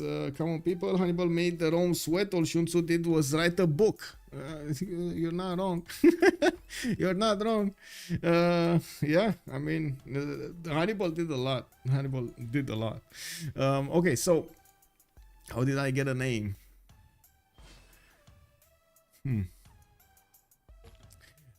So at the time I actually made this channel around, so I do have to say that I first made the channel years before I actually started streaming like on a daily basis.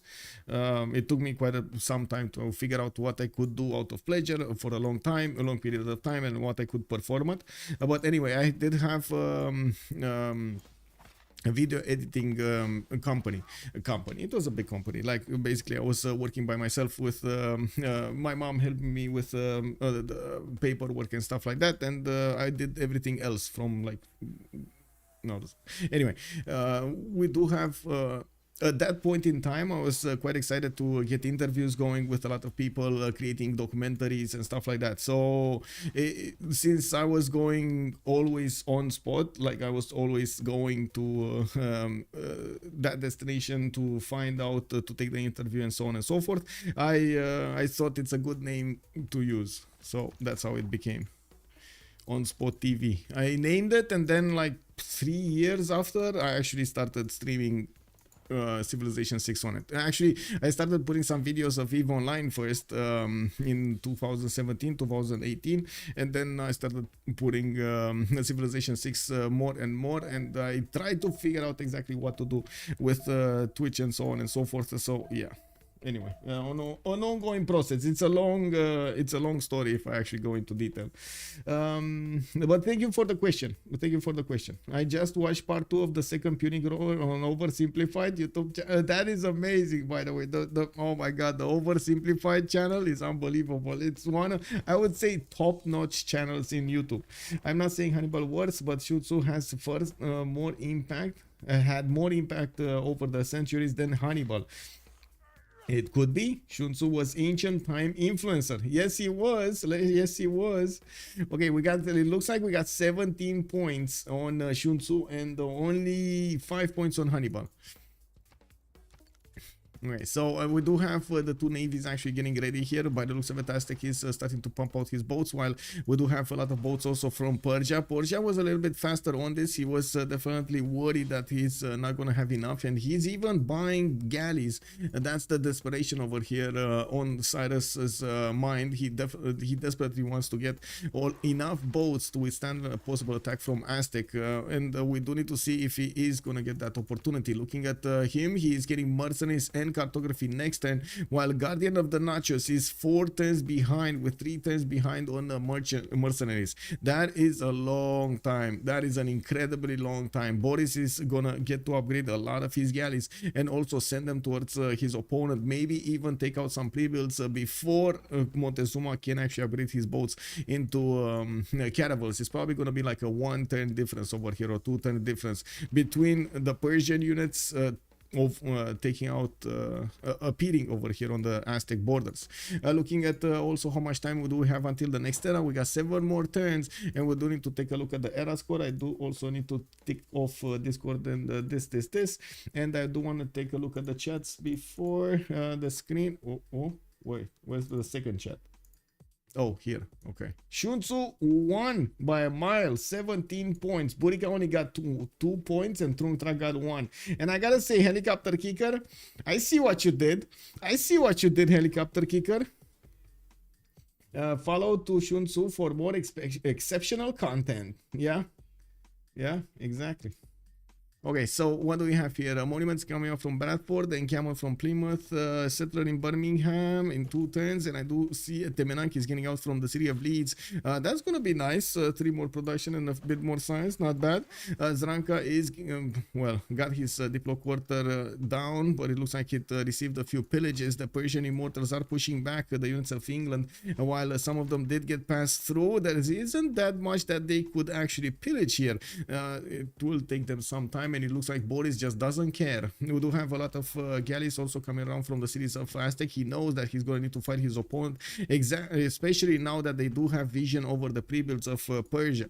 Looking at the era score screen, Tob is 4 points out from getting his golden age, and he's getting pushed heavily, but I do have to say it looks like he's going to be fine.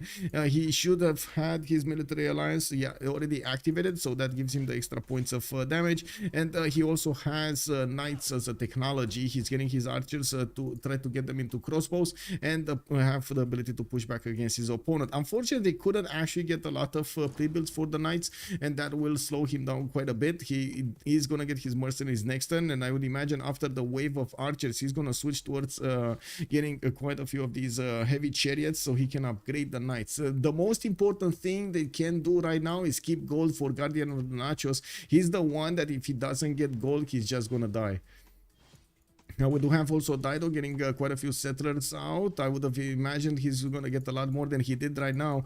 He's not going to get attacked by Netherlands. Netherlands did have the opportunity to do this attack. Don't get me wrong, he did have. He's not doing it though. He just doesn't care. Solo just doesn't care. He's like, you know what, I'm big boy. I'm standing in my own land over here, building my own stuff, wearing my own clothes. I don't need no war. It's all good. I'm gonna win this by just funding my allies, and it's fine. You know, yeah, definitely, totally. I swear I didn't rig it or anything. Yeah. He did not touch it. Yeah, he did not touch it. Yeah, I understand.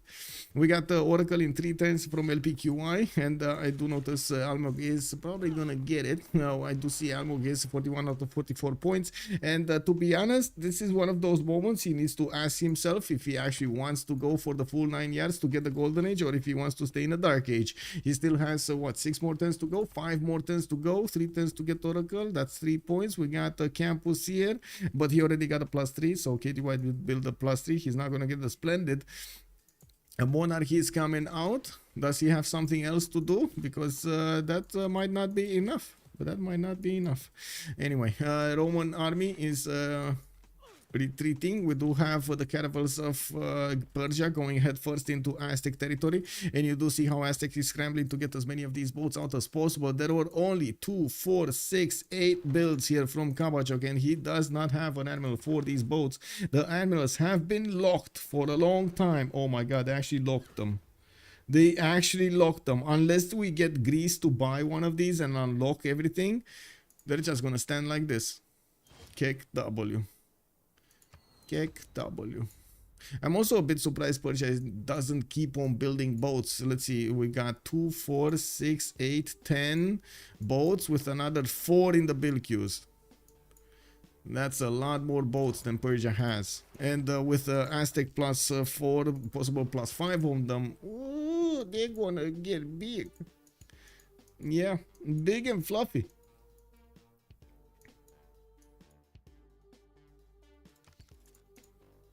You can look great people. Yes, I can look great people like this. If you yes, you can lock great people like this. Yes, if everybody passes, the great people get locked.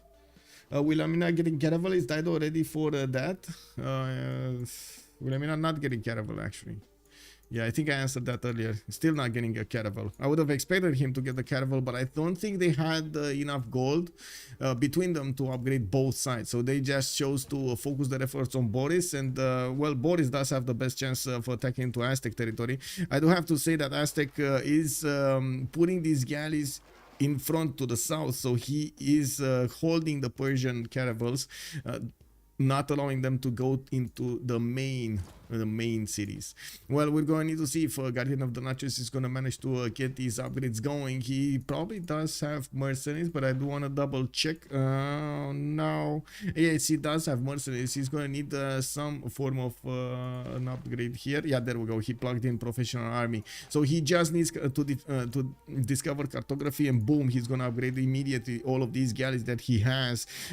We do need to see if Persia is going to manage to close the choke. I would imagine he's not going to get that opportunity, and we do need to see if the Aztec production is going to hold strong to actually hard build a few of those caravels. He definitely wants to get as many as possible so he can control the seas to the south.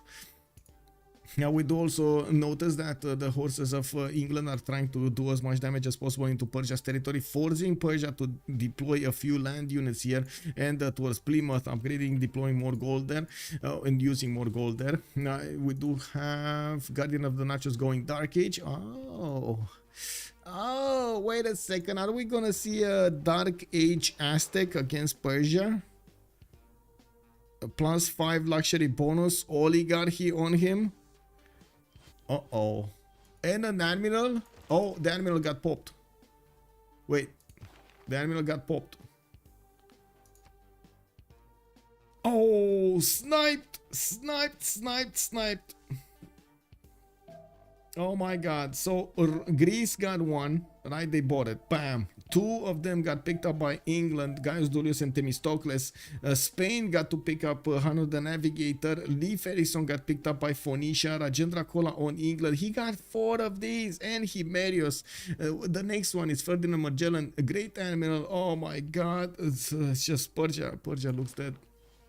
I gotta say, Persia, unless Persia pulls like a very big, very big pigeon out of his hat, I don't think he's gonna get this. Where are these? Wait, he didn't have the first moves at all and he lost like 4 boats because he didn't have the first moves. He might actually lose Chalco because of it. Ooh, why didn't he have a boat inside of there? Anyway, that city looks gone. Unless he actually gets how to say, gets the walls, that city looks gone. Okay, let's see the damage here. Oh, never mind. Excuse me. And this is before Dark Age.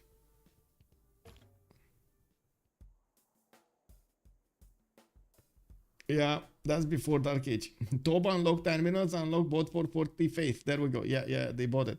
It is what it is. Okay, more builders coming in. England is still getting some hits over here from the Persian units, but he's still trying to build up his empire. Chillbrains 49 science and 54 culture. We do have him on 99 production, while we do see that Greece did manage to get quite a few units. We do have a stalemate between him and Rome, and neither of them are actually that interested in pushing into each other at the moment. They just don't have that advantage. Rome will manage to get more positioning on Greece, denying him the ability to settle the west, which is gonna give Rome the upper hand when it comes to the late part of the game, and we do have him with so much territory to expand into to the west side and get a significantly bigger over top. We also need to see on the west side what Persia is gonna do, what Spain is gonna do here. We do have him with a Colossus being finished in Madrid for an extra trade route capacity next turn, and since we do have pyramids also in the city of Lahore, he's gonna get a lot of bonuses. More builder charges, a free builder, an extra trade route here from his Colossus, not bad. He's also probably going to be in a golden age. We do have him 53 out of 56. That's going to put him over the edge for the golden age. Almog 47.55, and we were asking if he's comfortable in going for this, and it looks like he's trying to get the horse for another point. He's trying to get the harbor project for another point. He did manage to get the Leif Erikson, so at least that's going to be an advantage here. And he did probably switch into monarchy, which he did. So let's actually see if he's going to manage to get those points. He's on 49 out of 55 and still needs to upgrade one swordsman on an iron unit. So that's 50 out of 55, still needs 5 points. Hard one.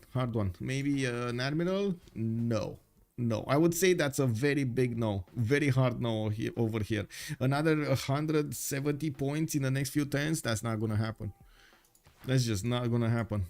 Okay, East Apaloka is getting hit. Walls are coming up in Chalco in one turn. We do have Aztec with the ability to hit one time that Persian. Oh my god, that Persian actually is still fighting in ideal terrain on that reef, and he's still taking so much damage.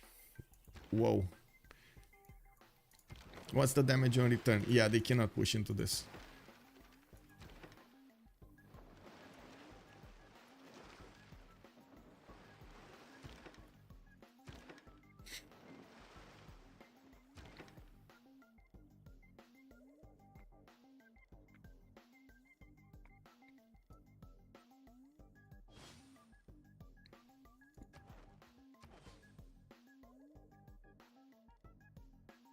Okay, anybody else dark? Boris, 50 out of 55. He also needs his 5 points, Naval Tradition next turn.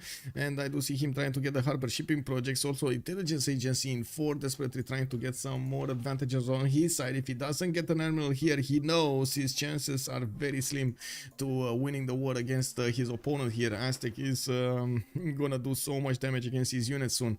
I'm actually a bit surprised Aztec did not start to attack the Persian caravel slowly but surely, but he's probably worried about the total strength of the city of Ishtapaluka not being hit multiple times by his opponent's units. This one is wait, is it locked? It's not locked, right? It's not zone locked.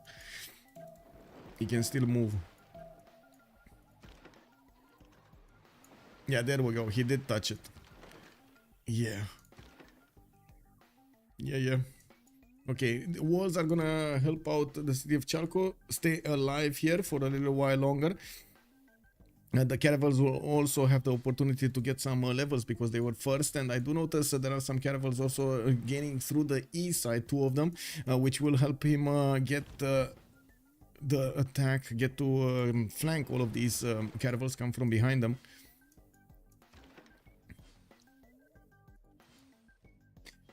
Persia needs to pillage the Aztec luxury using privateers later, but it will, it will probably be impossible to look at to get that going. Half side of the map sipping tea, simming, while the other side of the map full in war and chaos. Yes, basically that's what's happening here.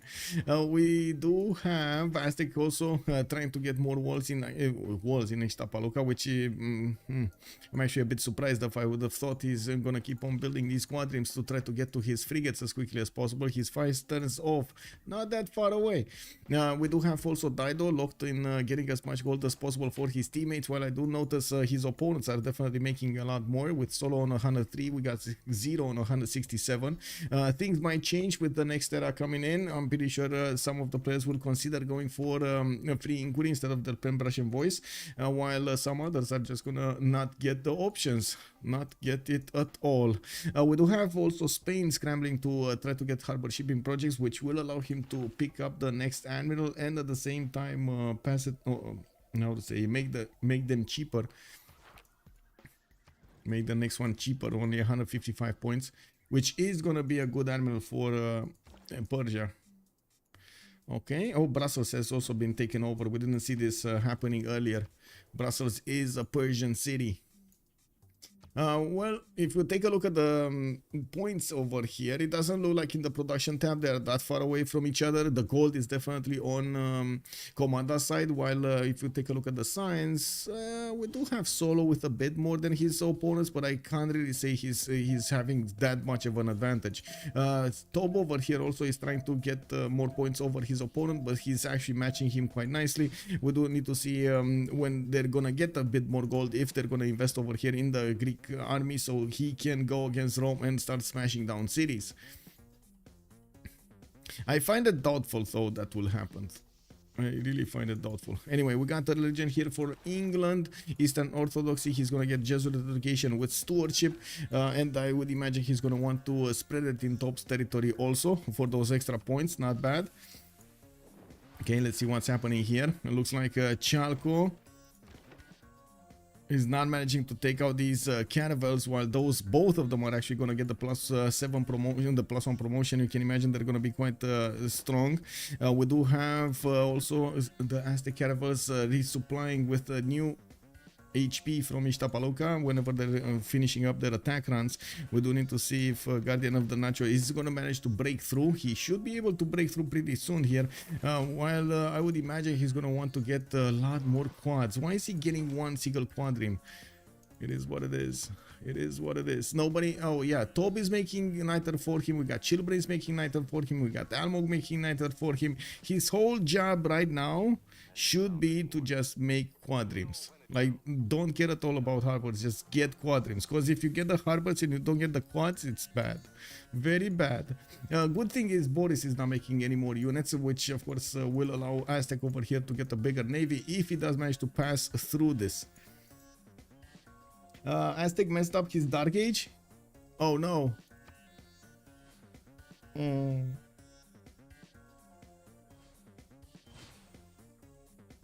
Yeah, that's a problem. That is a problem.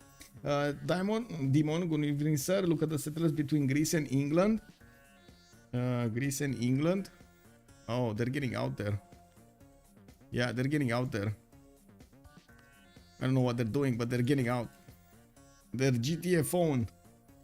Also Paraglove, monsieur. Two settlers looking at each other. Yeah. Canal for Montezuma. We'll see. We'll see if he actually ever finish. No, why would you want the canal there? Just get frigates. They will punch through the Persian whatever defense. It is what it is. Anyway, we do have industrial zones coming out from Netherlands, and we do need to see how fast he's gonna jump up. We will have the World Congress right now start up, so 2 minutes as a pause, and we're gonna come back after this to see how this is going. Hello. Let me actually put this gold. Me.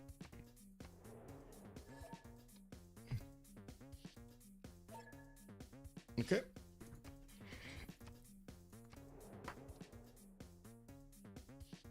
So 2 minutes, guys.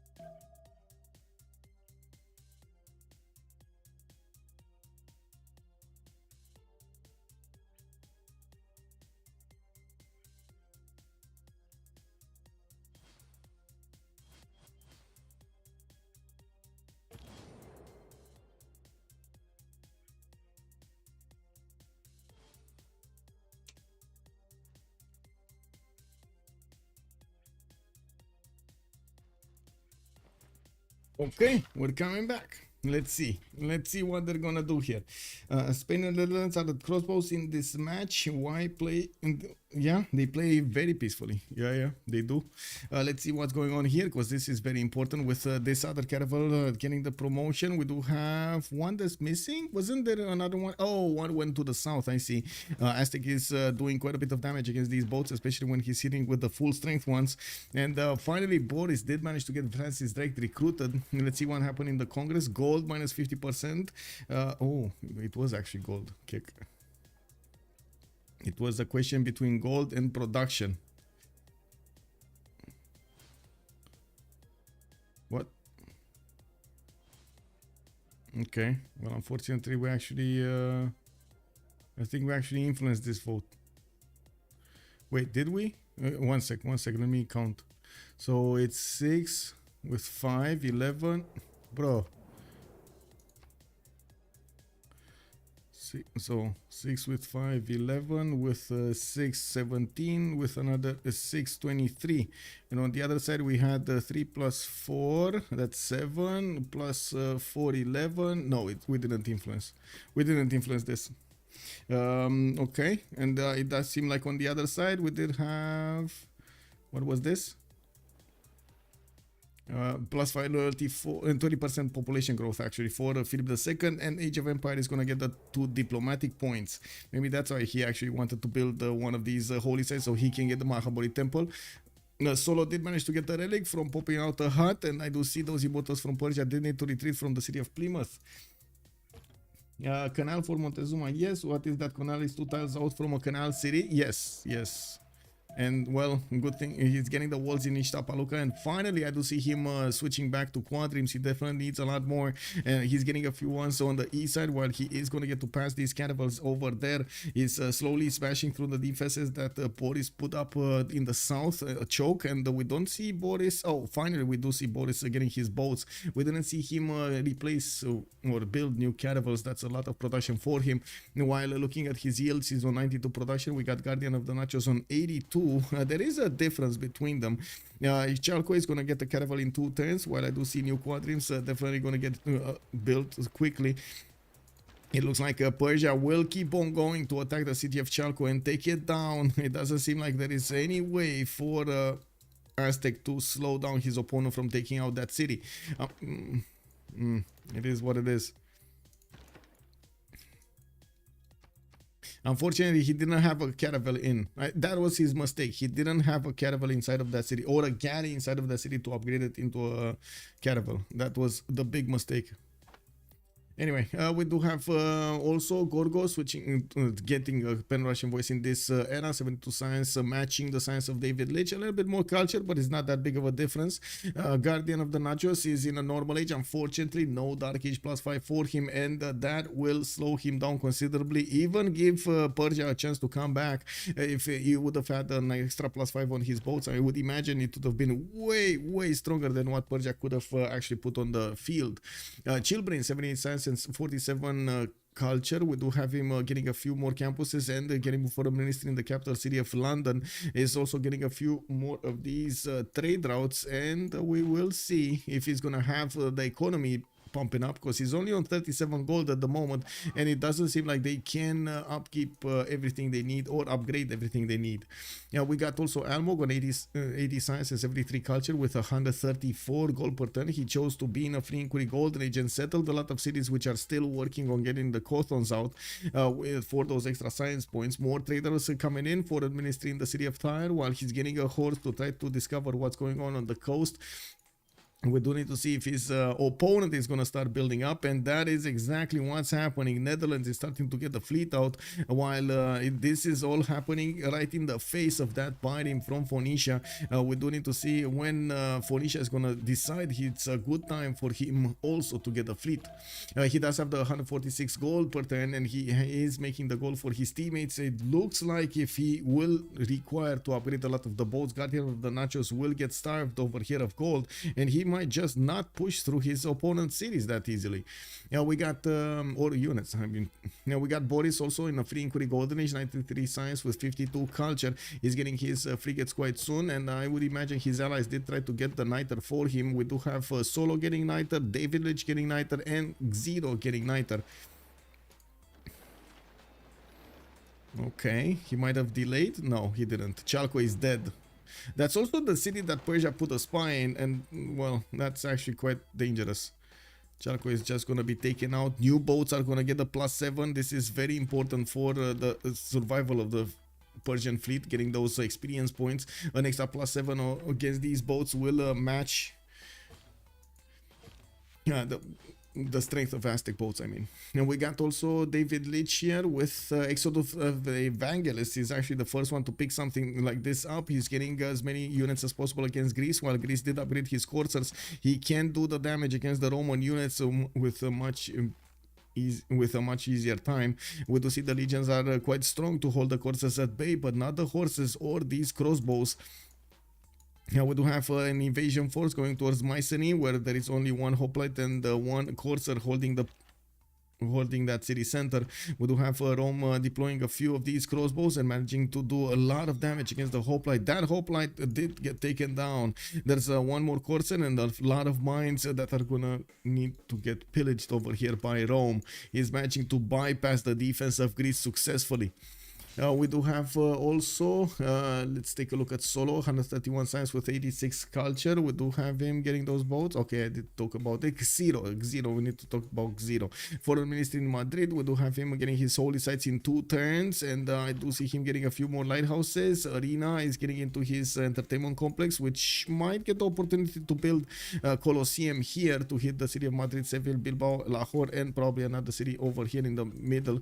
Xero is sending a settler towards the south, which I'm not sure exactly where he's going, but I would assume he's going on this river and not the full eastern coast. We do need to see his free inquiry goldenage. He is free inquiry goldenage. We do have a lot more production capabilities when it comes to Team Komanda, while at the moment it's Almog with the most production in the game. On the other side, we do have all of the team members on 100 more production, while by the looks of it, Toby is on 65 and Guardian is on 60 on Team Unlucky. Okay, wait, what is it? Did that one boat die? That one boat died, right? Oh. When frigates. When frigates. Guardian, when frigates. He has the frigates. It's just a matter of time. He has 1, 2, 3, 4, 5 frigates. 5 possible frigates. Does he have the niter for them? 3, 39, 16 on one side, 25, 11, and 12. Yes, he does. Yes, he does. And we do have Persia also getting his own frigates pretty soon. If Boris is going to get them in 2 turns, I'm pretty sure we will need to see Aztec upgrade right now. He needs them now. If he delays this upgrade and he delays getting out of this choke point, Persia is just going to keep on pushing forward.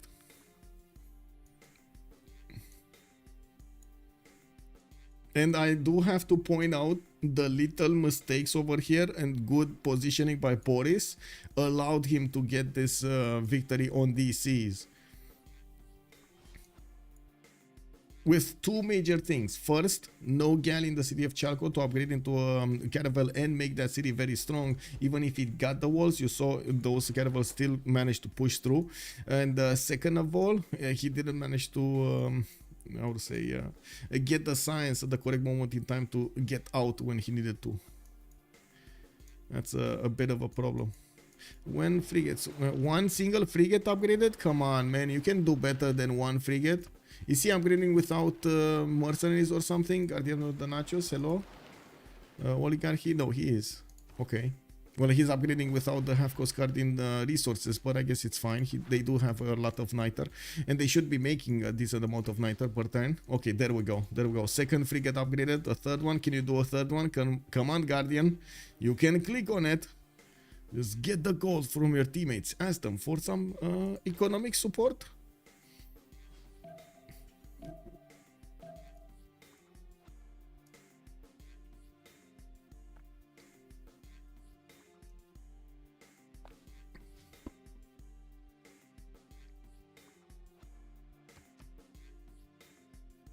Just putting my screens back together as they should be. There we go.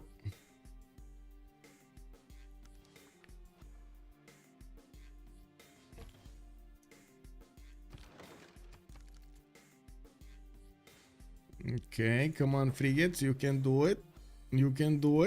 This is a flat tile, right? So a frigate can attack from the other side. Yeah, so he should have actually built 3 frigates. I don't know why he didn't upgrade the last frigate. Maybe it was a gold problem, maybe it was a resource problem. Even though I did see enough niter, we do need to see this caravel attack from 3 of these frigates and then tap by 1 time by a caravel to get that point.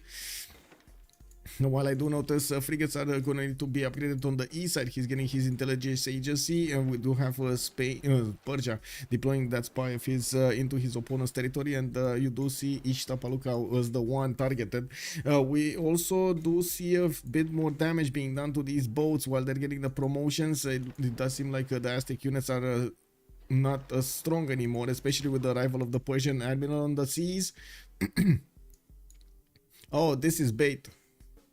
But this is bait that he could take. Like he can definitely move the caravel there and then move the frigate in. Or just move the frigate in and take out the other caravel. Sacrifice it. Anyway, I don't think sacrifice is needed there. Anyway, we do have Persia with a few units deployed towards England, and he's doing so much damage with just a few immortals. I do also notice Rome has managed to keep Greece in check, but not for long. By the looks of it, we do have another wave of units in the form of knights. One city of Gorgo got taken down. Wasn't that actually building walls? How did it die so fast? Anyway, we do have that city being taken over by Rome, and these units of Rome, by the looks of it, are going towards the city of Athens, and Sparta desperately trying to get the crossbows trained in the cities. Athens is building walls also. And we do have new encampments coming down from David Leitch. He did choose to go for Exodus of the Evangelist, getting that production going towards the units. 15% more production. He is gonna do a lot of damage here quickly to Greece.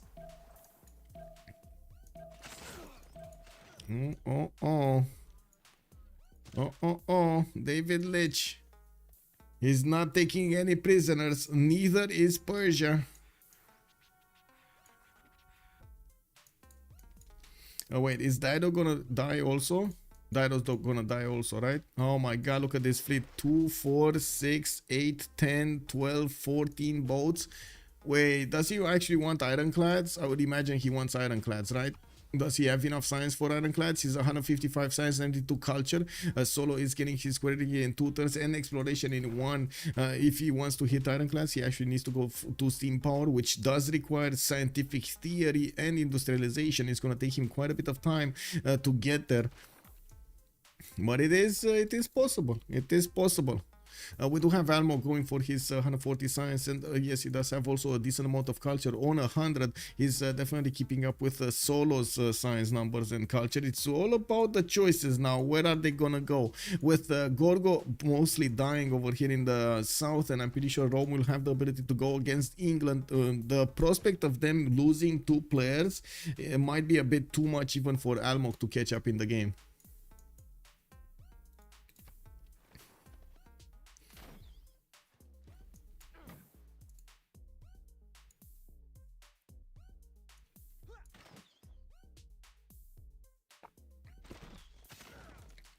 Okay, Rome going in, Greece taken out. I do see Mahabharata Temple is placed in the city of Leeds, so he's trying to get those diplo points, while Rome is getting smashed hard from the south. Those knights are managing to make a lot of headway into Greece's territory, about to take over also that encampment next turn, and we do see the Greek defenses of Athens are buckling.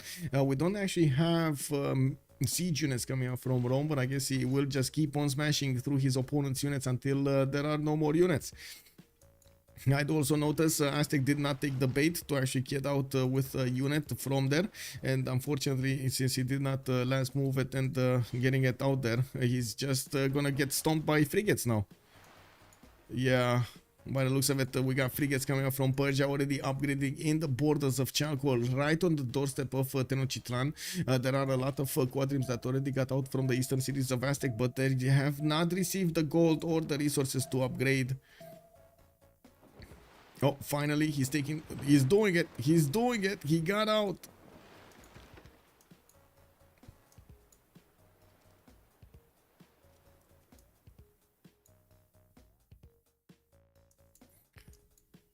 Frigates did get level 1 promoted frigates coming up from Persia. Did he actually get terracotta or something? No? Interesting. It is what it is. Wait, did he... Oh, he got Victor? No, he didn't get Victor. What am I talking about? No. Anyway.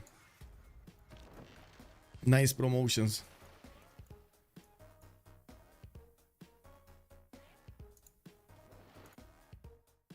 Victor 3. I was thinking Victor 3, but I don't see it. I don't see it in Zranka or in Tushpa. Where did he put Victor 3 that he's getting those boats out? Or did he just move it? He moved it in Cahokia, right? He got the pre-builds and then moved it in Cahokia. That's why. Yeah, in Aztec City. Okay, so he moved it here. That makes sense. That makes sense.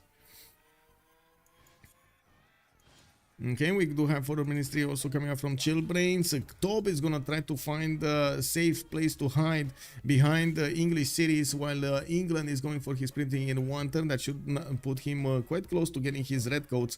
We still have that plan available, and we're going to need to see if Chillbrains is gonna get there with his 145 science. It does seem like Aztec is putting up quite a fight, but the Persian units are way too strong now, with Victor also in the side of that city's borders for his caravels to push. We do also have Persia getting a +6 over Guardian of the Nachos. Printing only coming up in 5 turns. He's gonna get his free spy in 3 turns from his intelligence agency, and it doesn't seem like Aztec can push through. There's no way. Persia is managing to get this defense going in Chaco to actually finish the sentence. Persia does have a few problems in the southern choke, with the Aztec units starting to punch through, especially with the help of the arriving frigates. And that should be equaled out with the Persian. Well, I guess it depends how many of these Aztec caravels get to run around here, because there are definitely a lot of Aztec caravels all behind us. They have been sitting there simmering. Maybe an admiral promotion, maybe on 1, but no, I'm pretty sure it's Aztec. Governor Victor 3. Yeah, Governor Victor 3. Okay, Toledo got put down. We do have Colosseum coming up from Spain, and to be honest, looking at the gold pattern here, Solo and Zero are making so much gold. We do have the Netherlands, the Dutch boats also getting out, and they're not gonna go for Dido. They are gonna go to overwhelm the Aztec defenses towards the city of Tenochtitlan. They do want to get this into a 2 versus 1, keep Persia, make Persia keep Aztec busy, totally ignore Dido, and take out Montezuma. While we do have England also soon to get his red coats. We're going to need to see if those are going to be effective in taking over the Persian cities. Persia is basically going to take over the cities of Aztec anyway, and it's well, it's going to make it harder for England to do any kind of victory here. We do have the demise of the Empire of Greece, with multiple knights getting into the borders of Athens and Sparta. We do need to see if Rome is going to have enough damage to take out those walls in good enough time, with Governor Victor established in and repairing the encampment. Well, I guess we're going to need to see. I don't believe the Greek units are ready to defend this against his opponents.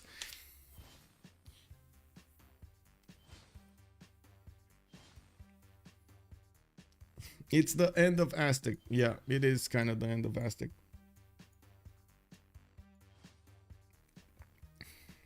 After he's gonna get another wave of galleys to upgrade into caravels, we do see he's starting to pre-build his frigates, his the 7 Provincians. We do have the Netherlands getting some quadrims out from Haarlem and Amsterdam, while I do notice he did manage to get a lot of traders to his ally here. Now 167 science and 104 culture. We still have a long time to go until the next World Congress, while it does seem like slowly but surely the empires of Unlucky are suffering a lot, are suffering quite a bit. So 3 empires are actually suffering right now. Only Dido is the one that's just happily simming away. Everybody else is in danger. And I would say significant danger, because like imagine this, imagine England gets his upgrades, right? He's not gonna get the gold for a lot of units, so he's gonna need to focus his efforts on the best chance that he has, and the best chance that he has is to send these swordsmen to go against Zranka and Pasagard and maybe take over his opponent's capital. Maybe if you take a look in the south, by the time he gets his red coats and gets to his opponent's cities, we will probably see Roman units get to the cities of Sheffield and Leeds. So these cities are gonna need some defense, so he's going to split that small force he has into 2 sides, putting him in a very awkward position.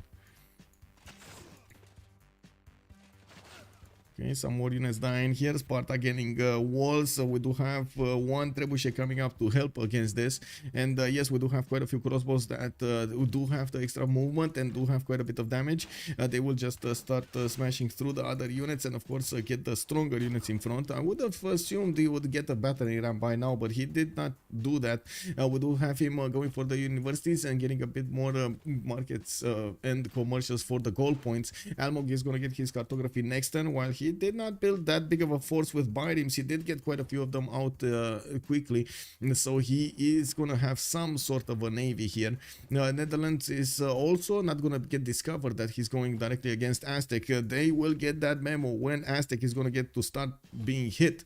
Aztec fleet is already almost down. Unfortunately, he could not manage to get through the choke points. That was enough time for Persia to get new boats out and manage to take over the city center. Now it does seem like Aztec is not only on the back foot, but he is losing to Persia. What is this unit doing here? Rapa Nui. And he just got into the middle of things. Hello, Rapa Nui, go back. Why are you standing here? Anyway, I do also like the Persian units doing the damage against the English swordsman. They are slowly tapping them down, so he doesn't let too many of these units get out.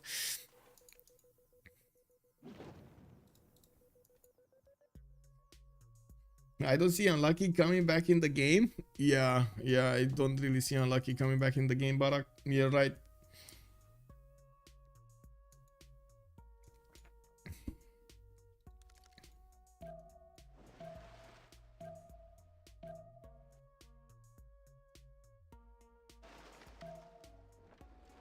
Okay, Persia getting those caravels to repair themselves. Only left 3 frigates. But it should be enough actually. 3 frigates will still do the damage here, no problems. They do have Admiral. That's a lot of weak boats on Persia though. A lot of weak boats. Some of them do have promotion, some of them don't. Okay, we did have actually the repositioning of the Guardian of the Nachos. He noticed he's not going to push through the south, and unfortunately that also gives the ability to these frigates to get their extra promotion points. And you can see how quickly that city of Ishtapaluka is going down. That will be double tapped next turn and taken out, while the Dutch fleet didn't even get there.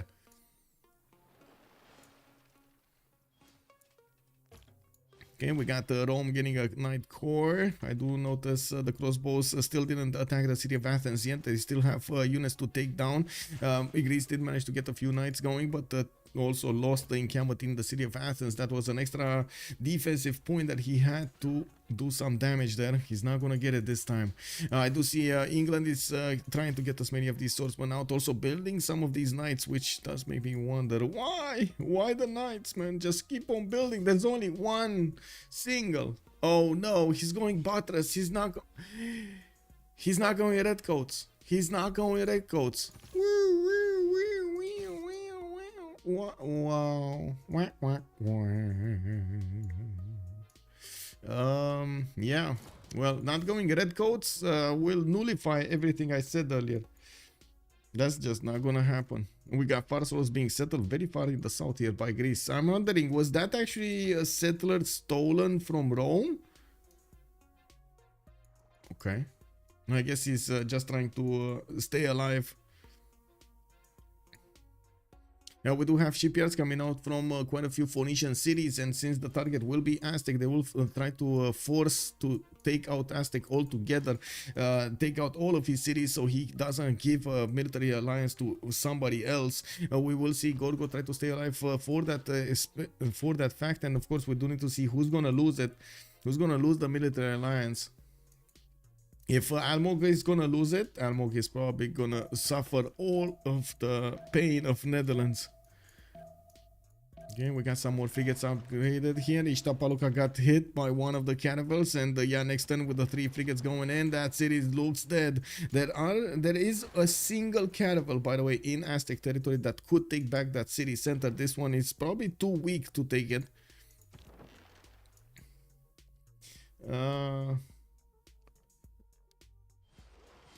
Should all should go on Dido, not on Aztec. You mean gold should go on Dido? Oh, Netherlands should go on Dido, not on Aztec. Yes, I think Netherlands should go to Dido. They just wanted to secure the victory, having a much cleaner effort. And I do have to say that Netherlands actually is doing both. He's getting the 7 provincials to move towards the south. He's getting the terracotta army in the city of Haarlem.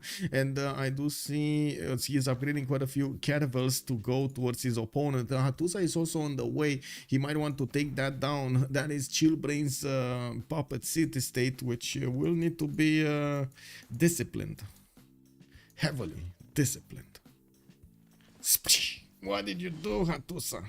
Helped out our opponents, you know? Yeah.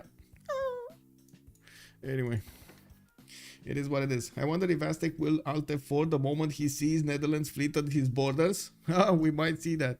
We might actually see that. Guardian of the Nachos definitely was fully focused on the cities in the south.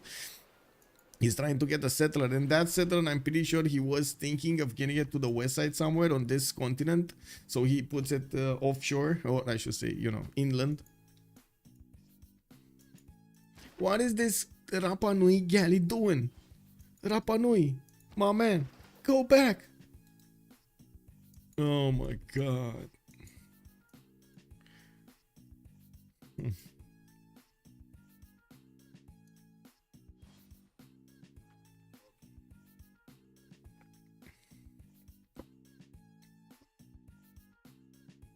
Okay, Gorgo.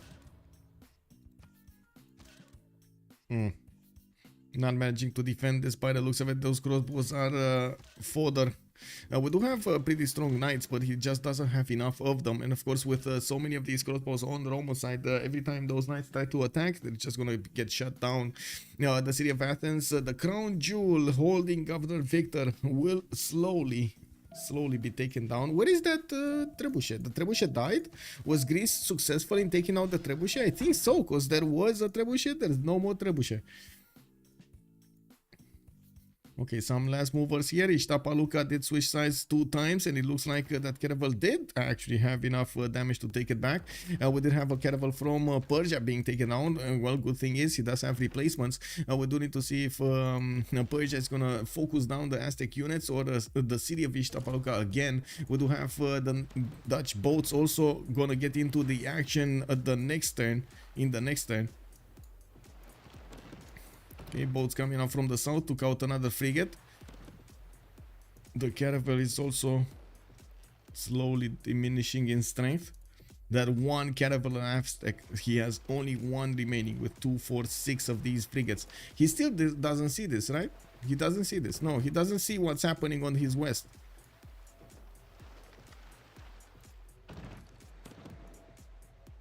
Okay, took out a frigate from the south at least. That was a core. That was a fleet.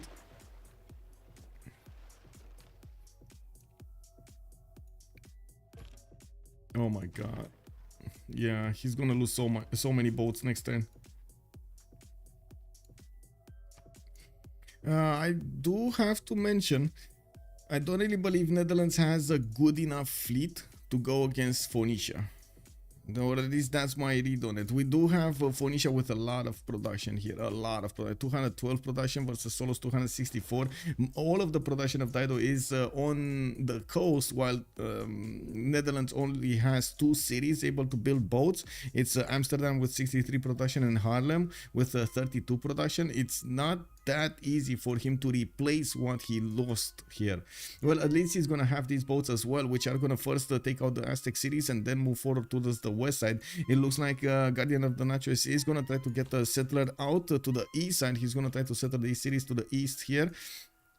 While we do have England on military tactics next turn. I'm actually quite curious if he did manage to get the military science or not.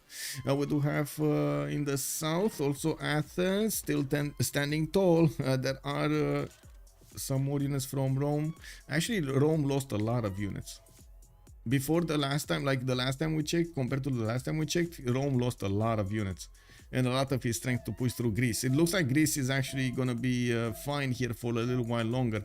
While we do have another wave of knights from Rome, I would imagine Rome is gonna want to get them into cuirassiers, and the next attack wave will probably take down Greece altogether. Tob is 80 and 74, 80 science and 54, 57 culture, while his metal casting is coming out in 4 turns. That will mean his ballistics will also be delayed, so half or same technology units are gonna be a problem. Rome will still have the upper hand.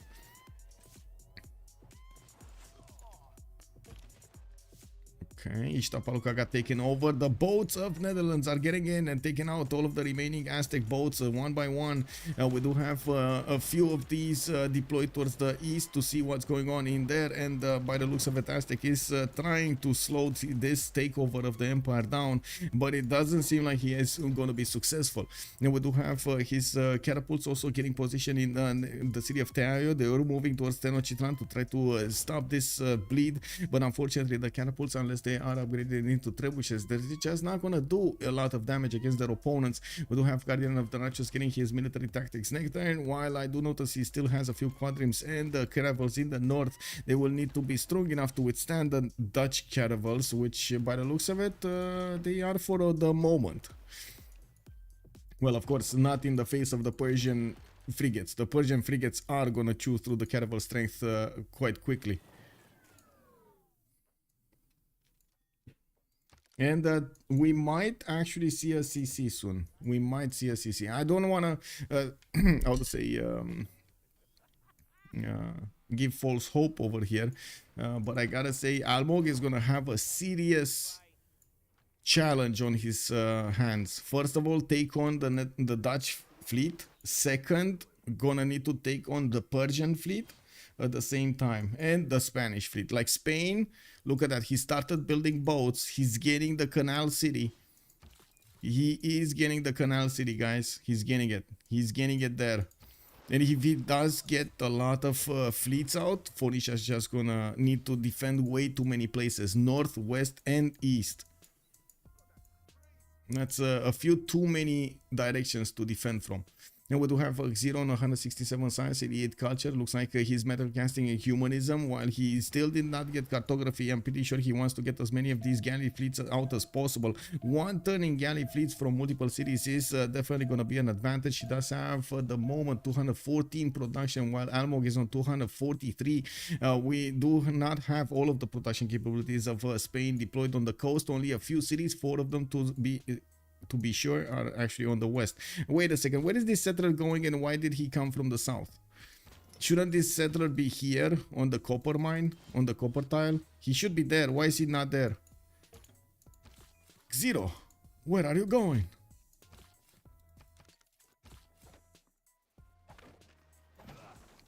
That Rapa Nui galley behavior is an example of why I avoid killing barb camps near the city states. Okay, why? They tend to do bad moves, or why? Well, we do have the Persian units trying to get right in the face of the caravels of Aztec, and I do see Netherlands is going to slowly chew through the defenses of Tenochtitlan, also pillaging on the way. We do have the Persian frigates that will need to do the damage against that city center to take it out entirely. Now, while I would imagine Persia just finish this, he's going to want to build up a defense against anything that England will throw at him. While England is getting his gunpowder, I still don't know if he actually did get military science or not. We do have pre-building as many of these warriors as possible, buying them out, while Almog did try to get as much gold for his teammates as he possibly could. They are spending everything they have right now on the possible attack from England against his opponent Persia. Now, do we have a general? No, we don't have a general for these units. There is an encampment, but there is no general for those units. Maybe he will have the points. Maybe not. Yeah, Amina is like 2 projects and a few turns away. Okay, he's getting it. He's getting the projects. He's getting 2 projects. Okay, 2 projects in 3 turns. That should be fine. That should be fine. That's those are quite a few points. Okay, Mycenae might also get liberated here. We do have 2 caravels from England going to the south, and we'll try to liberate that city center away from Rome. While Rome is repositioning his units in the city of Mediolanum, we will probably see him upgrade into his cuirassiers quite quickly. We do have ballistics in 3 turns coming out. He's gonna get the ability to upgrade these into cuirassiers and the crossbows into field cannons, making them extremely strong. Monsterath also, they tend to do bad moves and take away the free barb gold. Yeah, they do tend to to do very bad moves. It is true. It is true. It's like they're randomizing their moves, you know.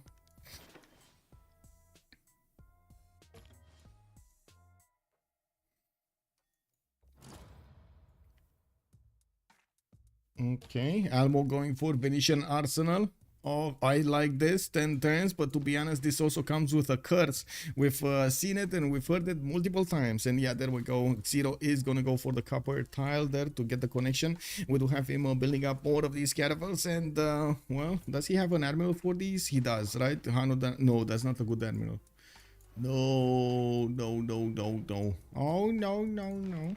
What is the admiral? And what admiral does he have? Qingxi? Industrial modern, he's gonna need the ironclads. Oops. It is what it is. Industrialization also coming up in 2 turns from Almog, while Solo is going to go for steam power in 2. He will get ironclads from a lot of his cities, and we do need to see how fast Almog is going to manage to get to steam power. Tenochtitlan starting to get attacked here, even though the walls are getting up in 2 turns. I'm pretty sure these frigates of Persia should get there. No, it's fine. He has a Tevezev and Provincian with that military. Only one should be enough, but it's going to take a bit more time than he wants to. And we got also settlers coming up from Persia, trying to get a few more cities. Also hard building a few new caravels from Tushpa and Pasagarde, getting those crossbows towards the north, and clicking probably on the ballistics technology, so he gets his own field cannons. That's probably gonna be the only thing that might actually help him survive the redcoats. The redcoats are gonna be insanely strong against his units. Now we do need to see the gold situation. Did it change? We do have 0 and 300 gold at 10. Solo is on the 70, while Boris on 39 and David Leitch on 16. On the other side, only Almog is making a decent amount of gold with 218 points. Chillbrains on 66, Guardian of the Nachos 57, while Toby is only on 2 gold a turn.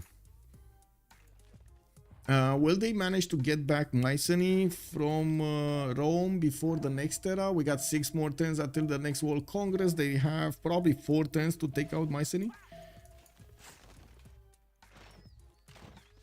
Okay, that should be enough damage.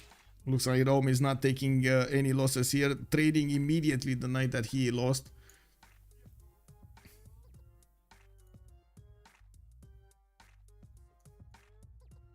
Okay, Aztec gonna lose the southern boat also, gonna give another space for these boats to get in, and after they will take out this caravel, they will definitely have more speed to go forward, maybe even get the chance of taking over that settler. It doesn't seem like that can settle anytime soon. Okay, Tenochtitlan gonna get smashed. And that scout of Netherlands is also pillaging the tiles, getting more gold for his team. Not bad. And look at all of the force of all of the caravels of Persia getting in here. They're not gonna get to stop the settler though. But it looks like it is still gonna go on the east. It's probably gonna be discovered.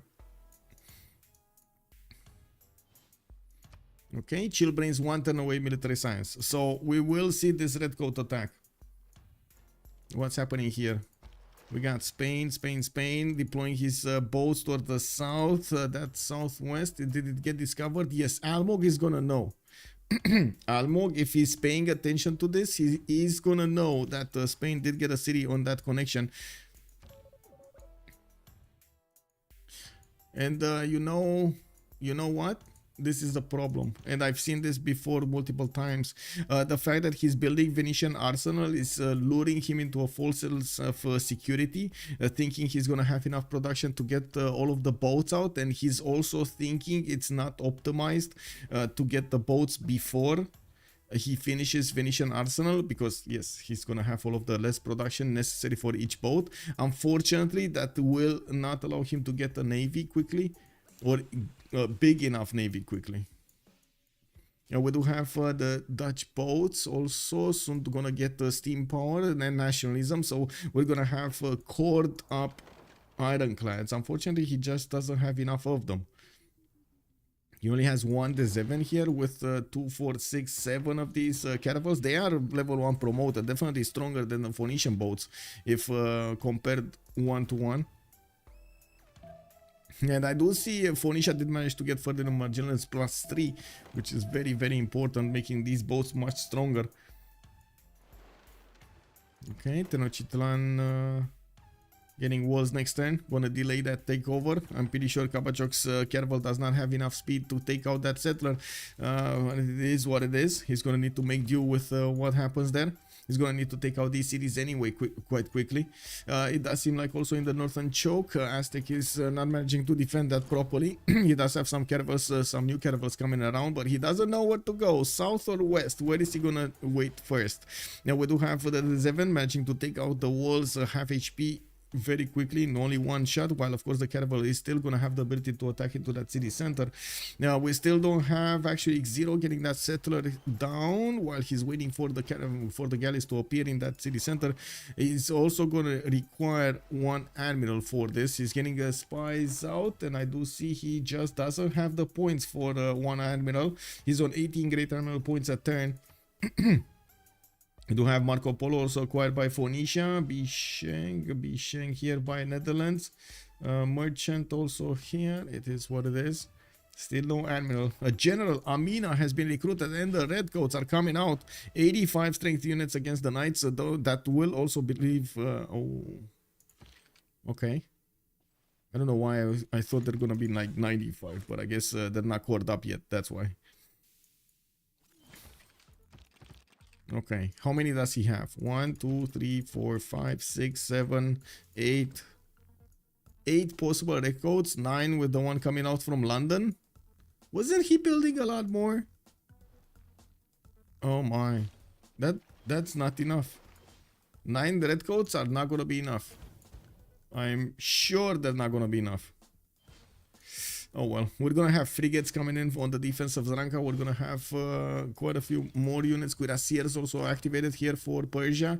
With steam power, he's gonna get also the ironclad strength in the city center. That will make it so hard to push through.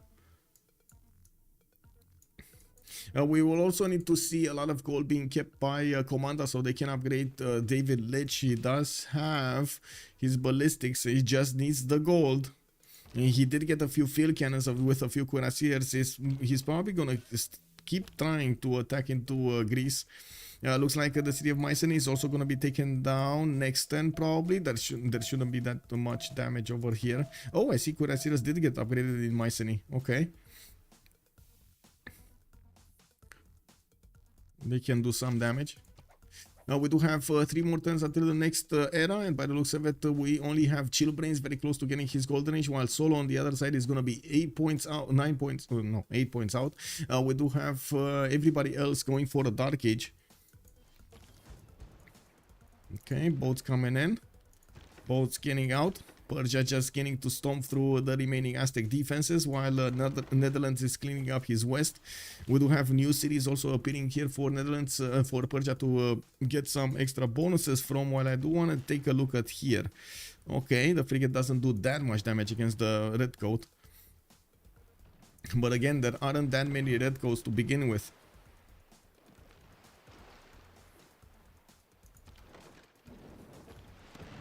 Okay, that's the caravel down. And that quadrim down. Tenochtitlan, the capital city of Aztec, has been taken down. His settler might actually survive this. There's no unit that could actually take out that settler. And wait, do I see this correctly? Is Persia gonna just get a connection city and gonna go against the cities of England on the seas? Ooh, baby, that's gonna be a bit of a turnaround. While the fleet of England was going to the south to try to take out the Roman city of Mycenae, it looks like they're ending up losing a lot of strength, attacking into that cuirassier strength city, which is trying to get the walls. Now we do have new field cannons, and even level 3 field cannons are starting to get upgraded from the Roman military. While I do notice there are a lot more crossbows waiting, he just doesn't have the full goal to do it. Now we do have ironclads starting to get out of the Dutch cities, which are going to be much stronger than the boats of Phoenicia. Almog is going to need to match that technology, while he has quite a few of these English units next to Hattusa, well, trying to help him with some more defense there. It doesn't seem like at the moment Spain did manage to put that city down, and we are still waiting for Spain to get all of his boats on the southwest and decide the moment he needs to go against his opponent. He did manage to recruit Isun Sin, which is going to give him... Oh, wait, he did have Isun Sin. Very nice. I only thought he has this admiral, Hano. Not Isun Sin. Interesting. Very nice. Going for Hueto Kali from Zaragoza to give him all of those culture points and extra amenities. He's going to be quite happy. Okay, now that Dutch did manage to take on Tenochtitlan, he's going to upgrade his ironclads and keep on going towards Teayo. It's going to be much faster to take out the caravels. As you can see, the ironclads do only a single hit of damage against the Aztec boats and take them down. To be honest, I think Persia should just go south. I don't know why he's staying here. I don't know why he's why he keeps on attacking the Aztec cities. I guess they want to take him out before the Dutch settles, before next turn Aztec settles, but that's just not gonna happen, is it? They cannot fully stop him, can they? We'll see what Dutch will do here. I find it doubtful that they will take out Teayo quickly. Let me take a look. This is probably a 2-shot city, right? For these ironclads, or even like 3-shot city for the ironclads if it gets to heal one turn. Okay, Mycenae still taking damage. These caravels are actually dying if they attack next turn, while we do have Rome also building a pathway with a military engineer directly towards his opponent city of Athens. The main defenders, they are getting also more field cannons in behind all of this, so they can apply more military power, more damage against their opponents. We do have privateers also getting out from a few cities of Persia to help him deal the damage against the encroaching army, while he can use the caravels in his defense. You do see the redcoats are finding it hard to attack into the city center directly without the support help of a siege tower. With the siege tower, they're gonna bypass all of that fortification and deal the damage directly against the city center. It is imperative right now to actually get ironclad technology. Steam power coming up in 4 turns here. He should have actually got it. Yeah, he has it. It's just a matter of getting one unit. Okay, caravels going in. They're going to start pillaging the lands of England, and unless England is going to want to get his own boats in the water, which he doesn't have that many of, well, that seems like it's going to be easy pickings for the Persia's boats. Okay, let's see this. Oh, wait, what the... It didn't do it in sequence? Oh, the catapult is still alive. He's alive.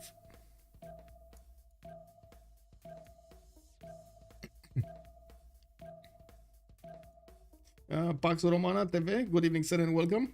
Take him out before the Congress. That's why. Yes, they want to, but look at that. He has a settler here that will get to settle. He will get to stay alive for a few more turns to finish the Congress. I think that will happen whatever they do. You know what could have actually done differently? Maybe, no, not even that.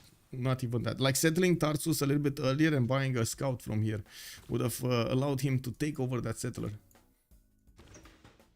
Okay, we do have the ironclad getting in here. I'm pretty sure with the D7 also behind all of this, he's gonna do the damage against that caravel quite easily. He does have James of St. George for the wall upgrade, and I do notice we did have walls getting up in Malinanco. The Persian frigates will probably take Tlacopan next, and then work on the other 2 cities. There are still some traders that could definitely be feasted on, especially this one over here. It's so juicy. Look at him just stand over there. Boris is delaying the moment. He's savoring every little bit of a second of getting that gold from the trader. Furialis 007, good evening, sir, and welcome. Code time. Good evening, son. Persia is going to canal into England, and yeah, that's exactly what he's doing. And without that many boats, I gotta say he's more focused on defending the city of Zanka, and knows that if there's any chance of defending his opponent, it is gonna be on this city. Okay, looks like Rome did stop the danger. England could not get the liberation on that city center. Industrialization also coming around from Chilbrain's next turn. Okay. He's trying to get to his own ironclads. Well, Persia just saw him. He just told him he has an ironclad. And you can see the red coast right now will need to go against a much stronger city. Zranka is 87 strength. This is just not happening. Like he can one-shot any unit. He can pillage all the tiles he wants, but he cannot take over cities. The redcoats are basically dying attacking against the city center. I thought the redcoats would have smashed through Persia. Yeah. Well, if he was faster, he would have smashed. And of course, if the things would have been different over here, everything started to snowball from those little decisions, I gotta say. From the lack of a galley inside of Chalco and the fact that Montezuma couldn't punch out of this bay over here. I don't know why he hesitated to upgrade the boats immediately. Maybe he didn't have time or something. Maybe there was something that we missed there. Anyway, I'm gonna go for mental rest, get cha-cha-cha, and not cha-cha-cha, Eastern. Okay. Rest, Eastern, and me. I go A. We're gonna have a pause of 2 minutes. We might actually see the CC in between, so I guess it is what it is. I'm gonna come back if that happens. Yeah, all or nothing. Aclitian, also good evening, sir. He's got a siege tower though. He does have a siege tower, yes, but that will still make the red coat die. Anyway, 2 minutes.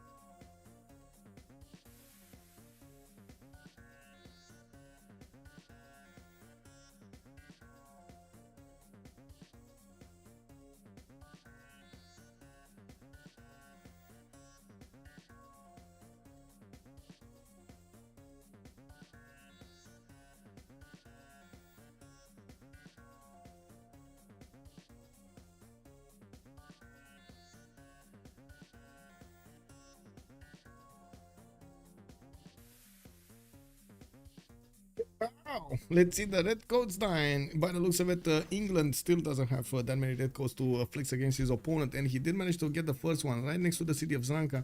This World Congress was neutralized governor. Spies executing this will have 2 levels higher. Judaism will get plus 10, and it does seem like Victoria did gain the extra 2 diplomatic victory points. With Persia city here about to be attacked, looks like England. Wait, did England get crusade? He did get crusade for an extra plus 5. He's trying to crusade Zranka, which did also get Governor Victor help here, and by the looks of it, that's a very strong city. Even with crusade, he's gonna have problems. Is he gonna get... Wait, is he using also bastions? He's using also bastions. There we go. That was a bit too strong of a city than normal. Anyway, they took out Malinanco, they took Tracopan, and I do see they're going to take out Tlaio. Texcoco did get settled. Oh my god. Yeah, that city is going to die. That city somehow is going to die. We're gonna need to see when and how. Persia is starting to get into the boats of England with only a few caravels. He definitely needed a bigger fleet. He is gonna get it with all of the frigates coming in from the north and other caravels. And I would imagine we already see some skirmishes happening. Netherlands is starting to get his boats against Phoenicia, while Phoenicia is also preparing his biomes to upgrade into ironclads. Did he lose? Oh my god, guys. He lost Venetian Arsenal. Where was Venetian Arsenal built? Somebody built Venetian Arsenal. Because I don't see it here. Wait, wasn't it built here? Wasn't it here? It's not here. Unless it's invisible or something. Where was it built? Somebody built it. And I don't see where yet. Oh!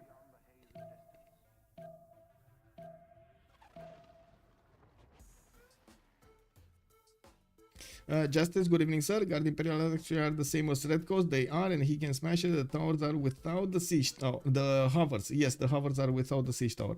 The only thing smashing through the Persian cities would be the French Guard Imperials. Well, I do have to point out the Netherlands will actually get those extra protection points from Venetian Arsenal to build a bigger fleet. And Phoenicia is going to have a hard time here on these seas. We do have Phoenicia at the moment going for astronomy, civil engineering. He does have the upgrade buttons, 2 caravels and not 2 ironclads. It does seem like the ironclads, the Dutch ironclads, are getting into his borders pretty soon, and they will start chewing through the caravel numbers quickly, while his allies are dying. Now let's actually see. Let's see the move of the siege tower. Is it gonna give it that much more damage against the city's defense of Zranka? I guess I am the one doubting this. We do have a few frigates that will keep on doing the damage, and we do see the frigate 69 damage against the redcoats. It's gonna slowly chew through the redcoat strength.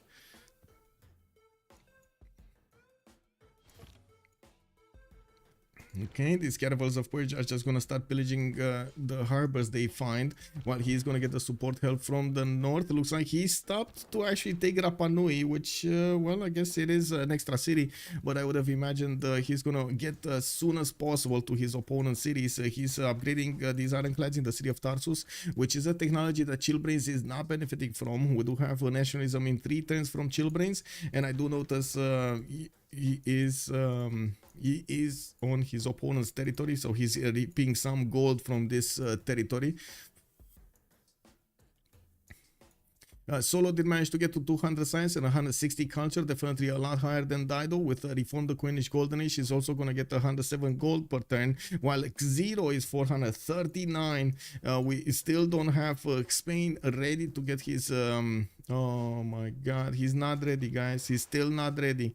Electricity in 3 turns, enlightenment in 1. He has the upgrade button for ironclads if he wants to. Ironclad armadas with an admiral on them. He just wants more. He wants more. And you know what he wants, right? He wants submarines to go against Phoenicia. That will... submarine armadas will chew through ironclads like there's no... like butter.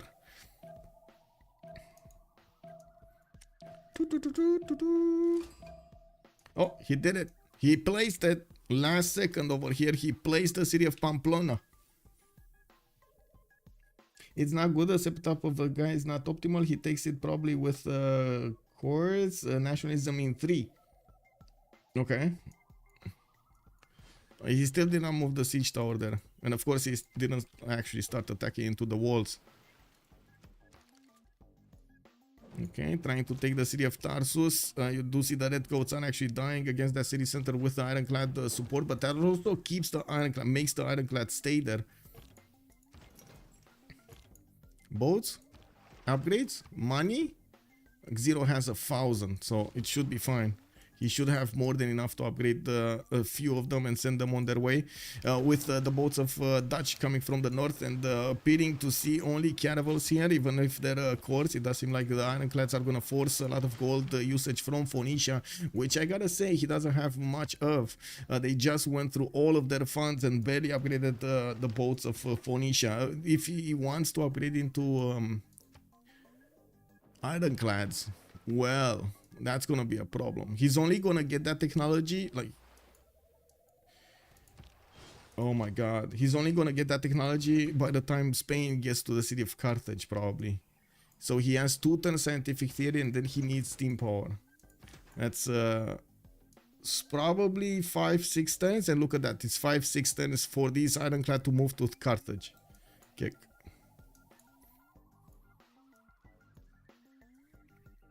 We got also some Marines coming up from Netherlands from the north, quite a few of them, and I do see he's building up more decisives, quickly building them. Now that he has the extra production capabilities of Venetian arsenal, he's gonna get a bigger fleet with a bigger stick against Phoenicia. He did manage to also acquire +3 intel on his opponent's movements. Maybe he got a spy. Yeah, he did have a spy in the city of Carthage. There's a knight also coming around from Persia, going towards the city of Texcoco, while it does seem like the English redcoats are taking quite a bit of damage from the frigates of Persia. We do need to see if these redcoats are gonna actually survive the attack on Zranka. There aren't any more redcoats coming from the cities of England. He has totally different priorities right now, especially in the fleet, so he can actually push back Persia, which is playing exactly in his opponent's hands. Alin Catalin Popper has joined the round table. Hey, Alin Cătălin Popa, salut domnule, bine ai venit, bună seara. We do have David Lich also starting with his attack run against the city borders of Athens with deploying those bombers, the siege units he has, with some field cannons to deal the damage against the normal units. He did upgrade the majority of his army towards the south, and he is catching Greece with lower technology. We still don't have him managing to push through the Greek defenses. As you can see, Greece is putting up a very fierce fight here.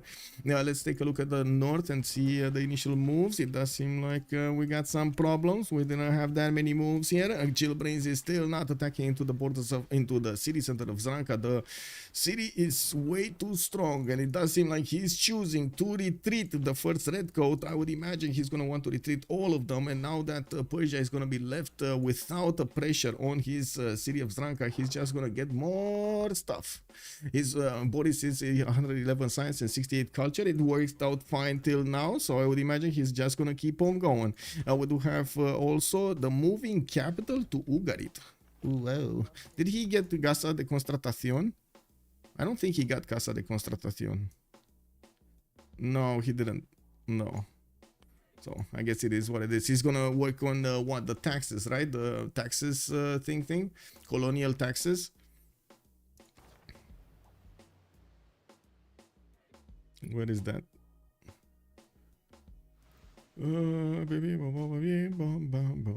Colonial offices, the 15% growth. I don't think he's gonna work that. Or does he not have it yet? He doesn't have the extra one. Not yet, at least. Anyway. Oh, it's a colonialism kick. Never mind. I thought he actually discovered that. What is it? Colonialism, right? Native colonies, colonial taxes. This one, the plus 25% gold and the plus 10% production in the cities not on your original capital's continent. And this is kind of weird because, to be honest, it specifically mentions original capital city. So why this is not the original capital city? It will never be, right? So why does the game actually take that into account? Whatever, it's weird. Anyway, we do have ironclads fleets coming in and armadas coming from Zero, and he's gonna move quite quickly towards Carthage. That will open up another front line for Phoenicia to defend against. He was scrambling to get the defense against the north, against the Dutch. You can imagine he's gonna have a few problems defending against the south also, with some Marines that are gonna get their shots right behind these ironclads soon. He will slowly chew through the Phoenician strength. We do have Almo getting his scientific theory next turn. He's gonna take at least 2 shots from his opponent, 2 turns of shots, actually 2 turns worth of shots from his opponent against just caravels before he's gonna get the ability to upgrade those into ironclads. Fat and sweaty, hello there, sir. Yo, is it better to put the commercial hub on woods or buy builder 2 turns and walk onto woods 1 turn and 10 chop? The second option, buy builder 2 turns and walk onto woods. Yes, the second option always. And you should actually get I don't chop before placing a district anymore unless I time for the same turn. The Beasley, good evening, sir. Okay. Well, I would still say it's situational, as in sometimes you do need to prioritize getting that district more than you need to prioritize getting the chop. But usually you do get much better return if you do get the chop. And the builder is always a good investment. Yeah, with pleasure. Sabunda, good evening, sir, and welcome.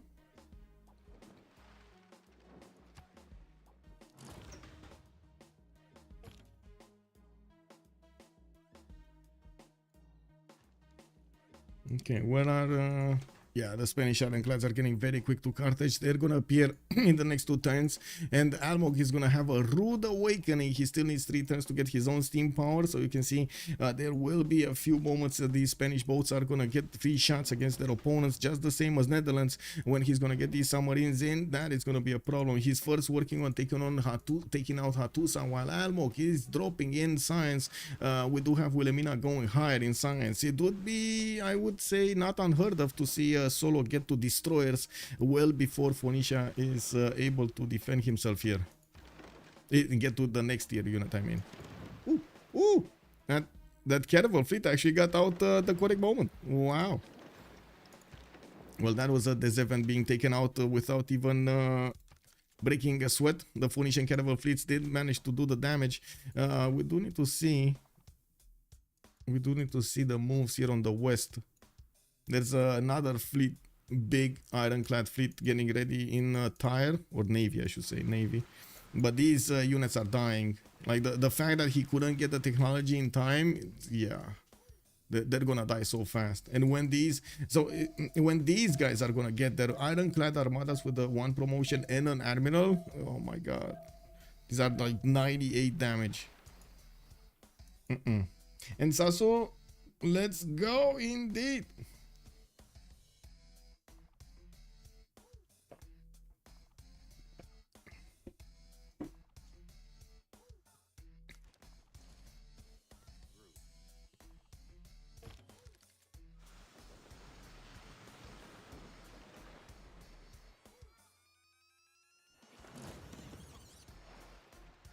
Okay, Persia moving in, and it does seem like he's smashing through the defenses that Bradford is putting up. We still didn't have Texcoco being taken out entirely. Well, we could actually have one of these frigates being deployed to the northern coast and thus take out that city center's defense. It doesn't seem like Persia was interested in doing that at the moment. We do have him focusing on taking on Bradford and the remaining English fleet, which, to be honest, is not that powerful. And of course, we do have him struggling to get all of the boats he needs on the board. We do have actually Rome with a lot of success going against Greece, and by the looks of it, even if field cannons are getting trained up and upgraded from the crossbows, they're just not enough to stop these units from Rome to get to pick off each of the units of Greece slowly, one by one. We got more bombers showing up to attack the city's defense of Athens and take down those walls, while he has some cities in the south and in the east. It is going to be hard to totally take him out, but not impossible.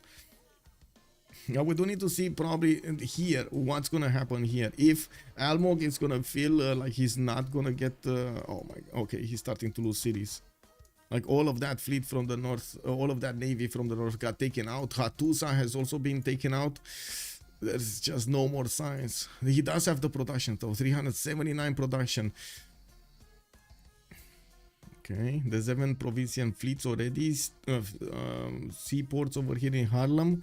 We got some encampments coming up from Utrecht. And I gotta say, man, we gotta admit, Netherlands is becoming quite a bit of a beast over here in the games.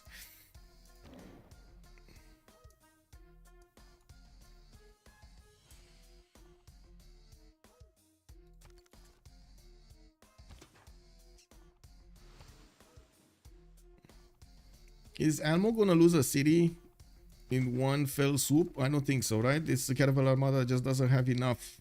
Yeah, he's just gonna end up next to. Okay.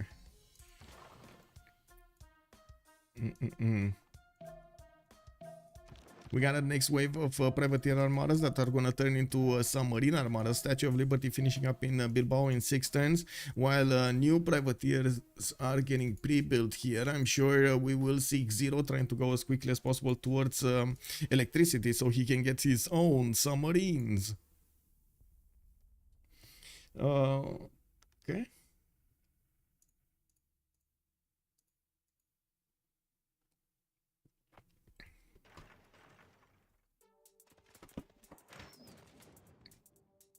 Okay, so Rome finally did overwhelm the Greek defenses. There just isn't enough production anymore in the cities of top to make up for the lost units. David Lynch did get over double the amount of production he's benefiting from.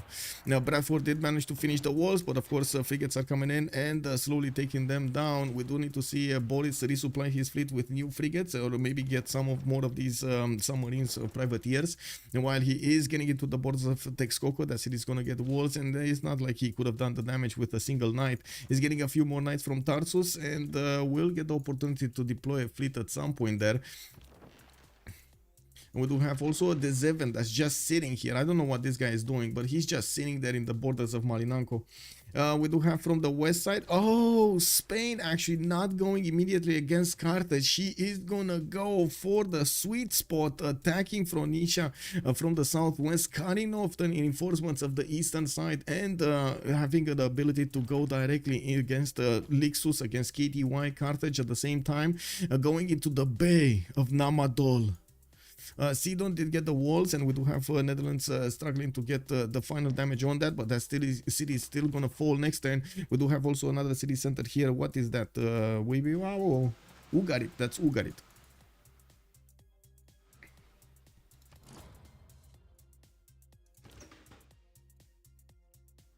American football playoffs are on.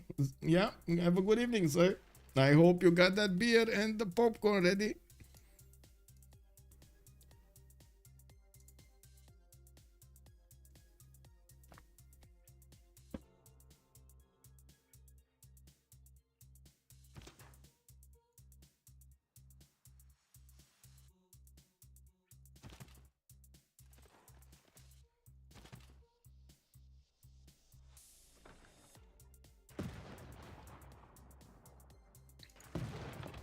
Well, that's a lot of damage from the Greek defenses. So the bombard will need to start shooting soon, but unfortunately that tobacco tile is in the way.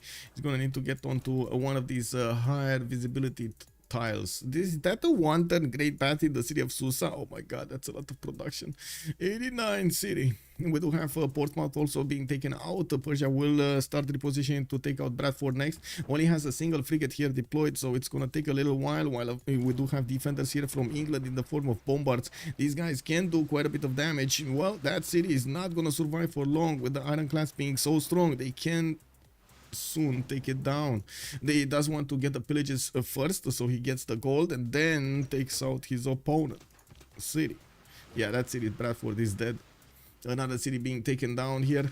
Barsha calling up his knights to take out Texcoco. Again, he's gonna be a bit annoyed about the walls here. He shouldn't be that far from getting his own refining. Let's see, where is he on refining? Ballistics in one turn? Okay, he's not that close either.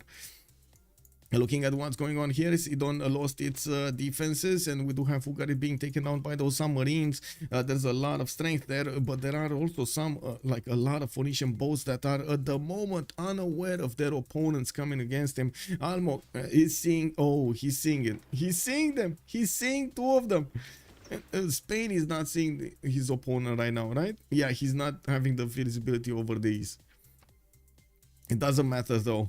Level 1 ironclad armadas, 102 strength against that caravel of 62. Not good. Not good. Even against the caravel fleet is almost one-shotting it. I watch both because I'm equally addicted. Okay. Yeah, yeah. Okay, Sidon has been taken down.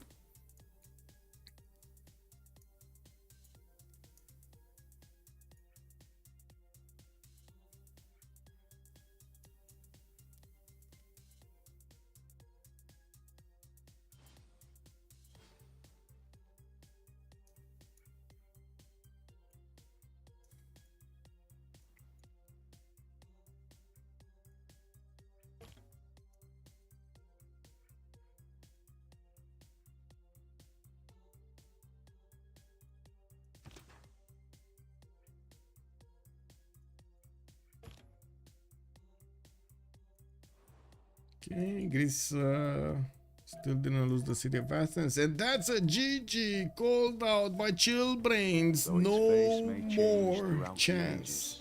to get back into the game. We did have them smashing History against is each other written from quite. the I hand do of have to say, I think the tactical moves did make an incredible difference over here. So I would have imagined at the beginning a different result, but it looks like, oh my god, Komanda By did your manage to actions pull this it off. day. Big brain, Kabachok, big muscles, did manage to keep off Montezuma from ensure taking over our his empire. And glorious Rome traded punches all game with Gorgo, keeping him in check in his place. We do have Komanda managing to get the equal and get almost close as their opponents right now in the CPL Premier League. With another win, they will be on 14-2, while Unlucky is gonna be on 15-3.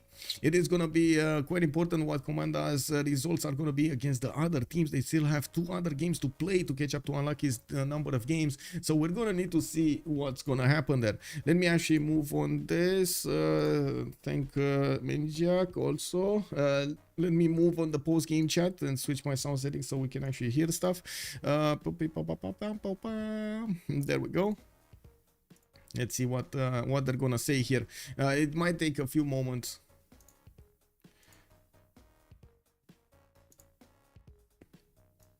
Hello.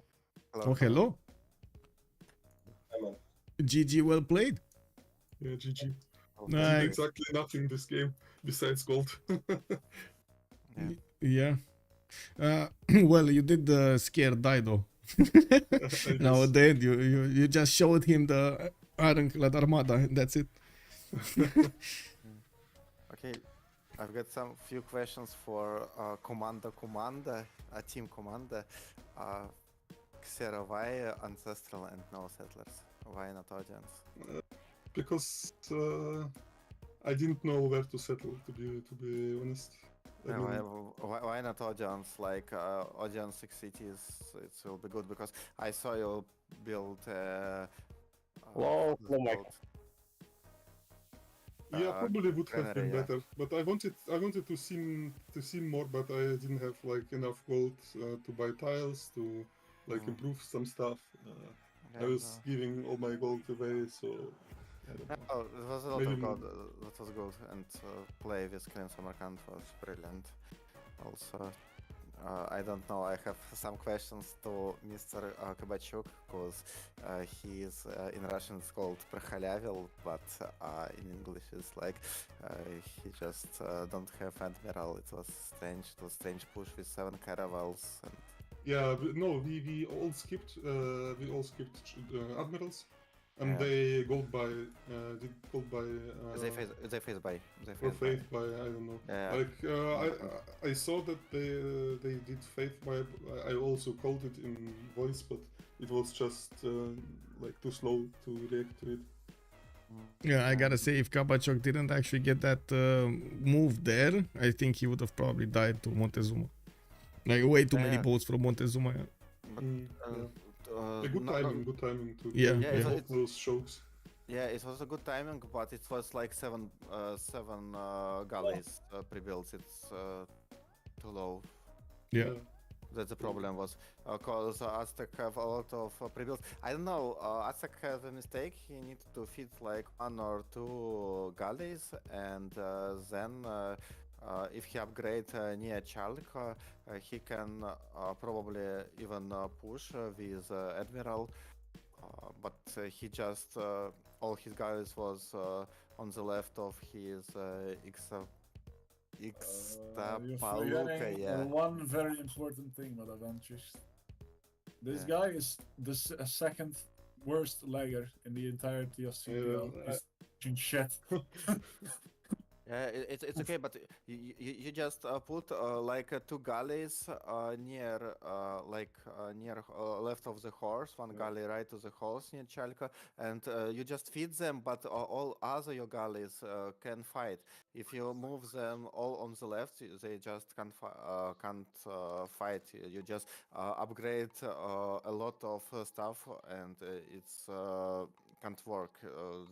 Kabachuk just take city easily, and also this city Tlacopan, it's the city that make Aztec normal age. Oh, I Yeah. hear Kabachok.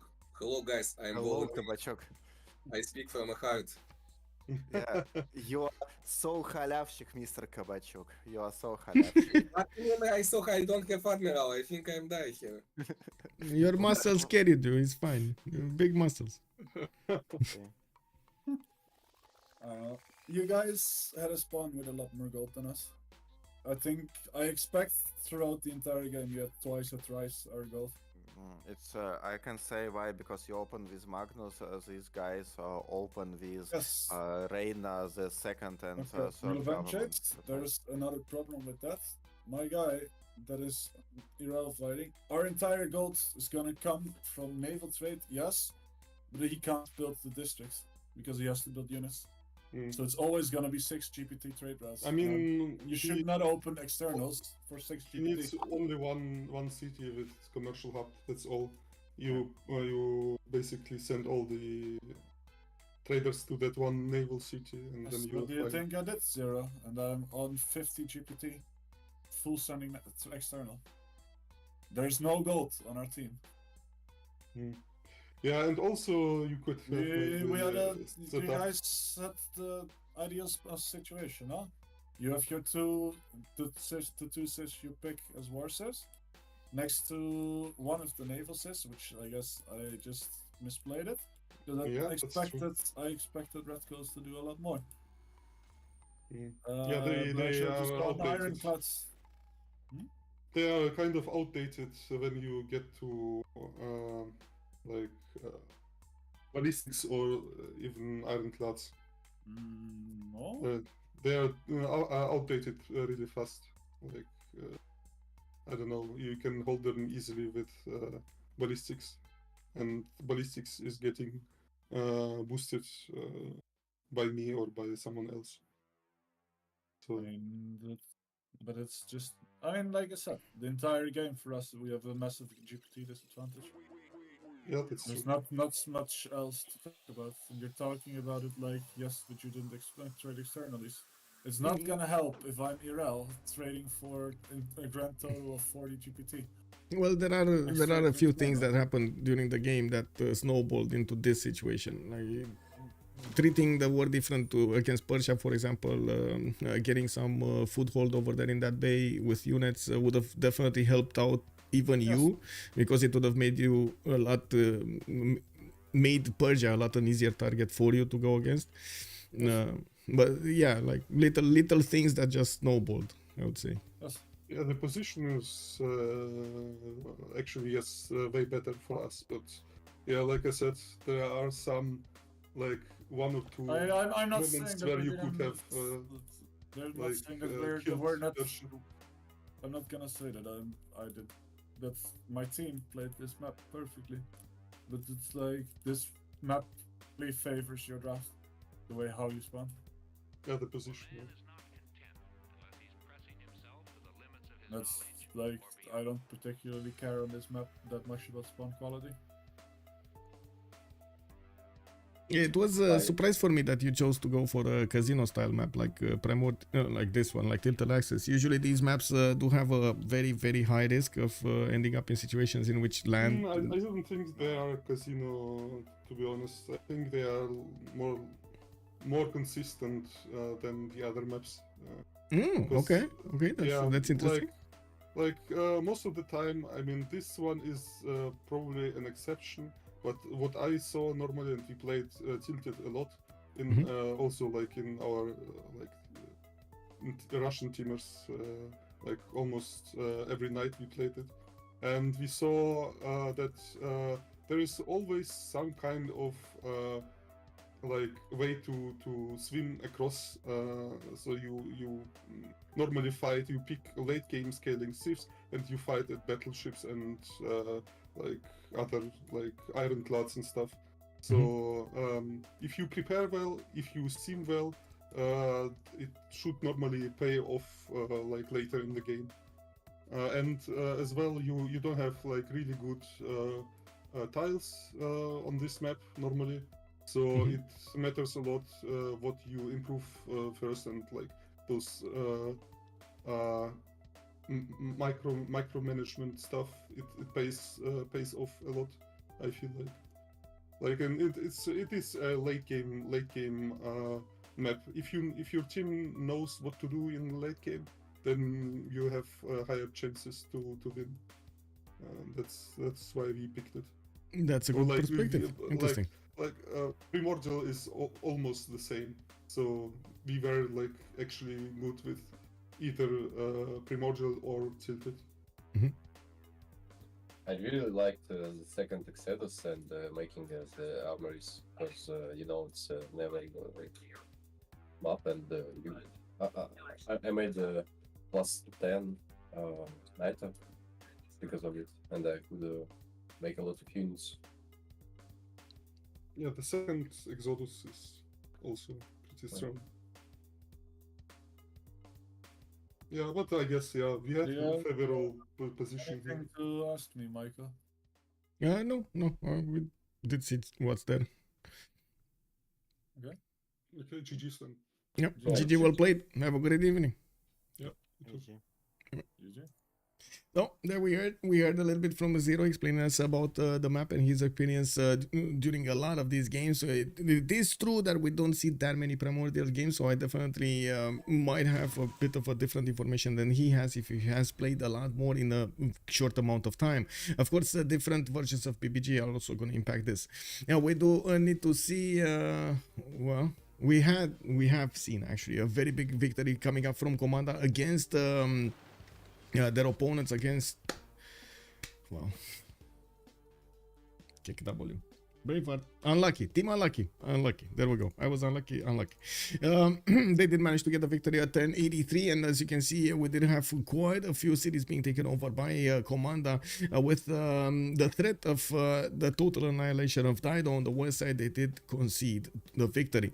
I would also want to say tomorrow we're going to have another game, and we're going to see the Scourge go against Komanda to see if they do manage to get the victory over there also, so they tick another one of those victory points on the board. They are at the race, very close race with Team Unlucky, which they just managed to overtake. We do need to see if they do manage to keep up their scores and come up first in the Division 3 of the CPL Premier League. Thank you so much for everything. Much appreciated for the follows and for the subscriptions. Much appreciated also for the support you have given me, the donations. They are helping me a lot. You're giving me the chance to go to the CVFR land and be there, transmit from the premises, and at the same time meet all of the people there. It is gonna be amazing. I do hope also we're gonna see each other tomorrow. Please leave a like and a comment down below if you're watching this from YouTube, and don't forget to subscribe to the channel. Much appreciated for it. I do also wanna send you to my Discord to take a look at the schedule. That's where I do keep the most updated information. ! Discord in Twitch chat, or you can take a look at the video description down below in YouTube, and you're gonna find the invite link to my Discord. Thank you so much for everything. Much appreciated, and have a good evening with some Civilization 6 content. Bye bye bye.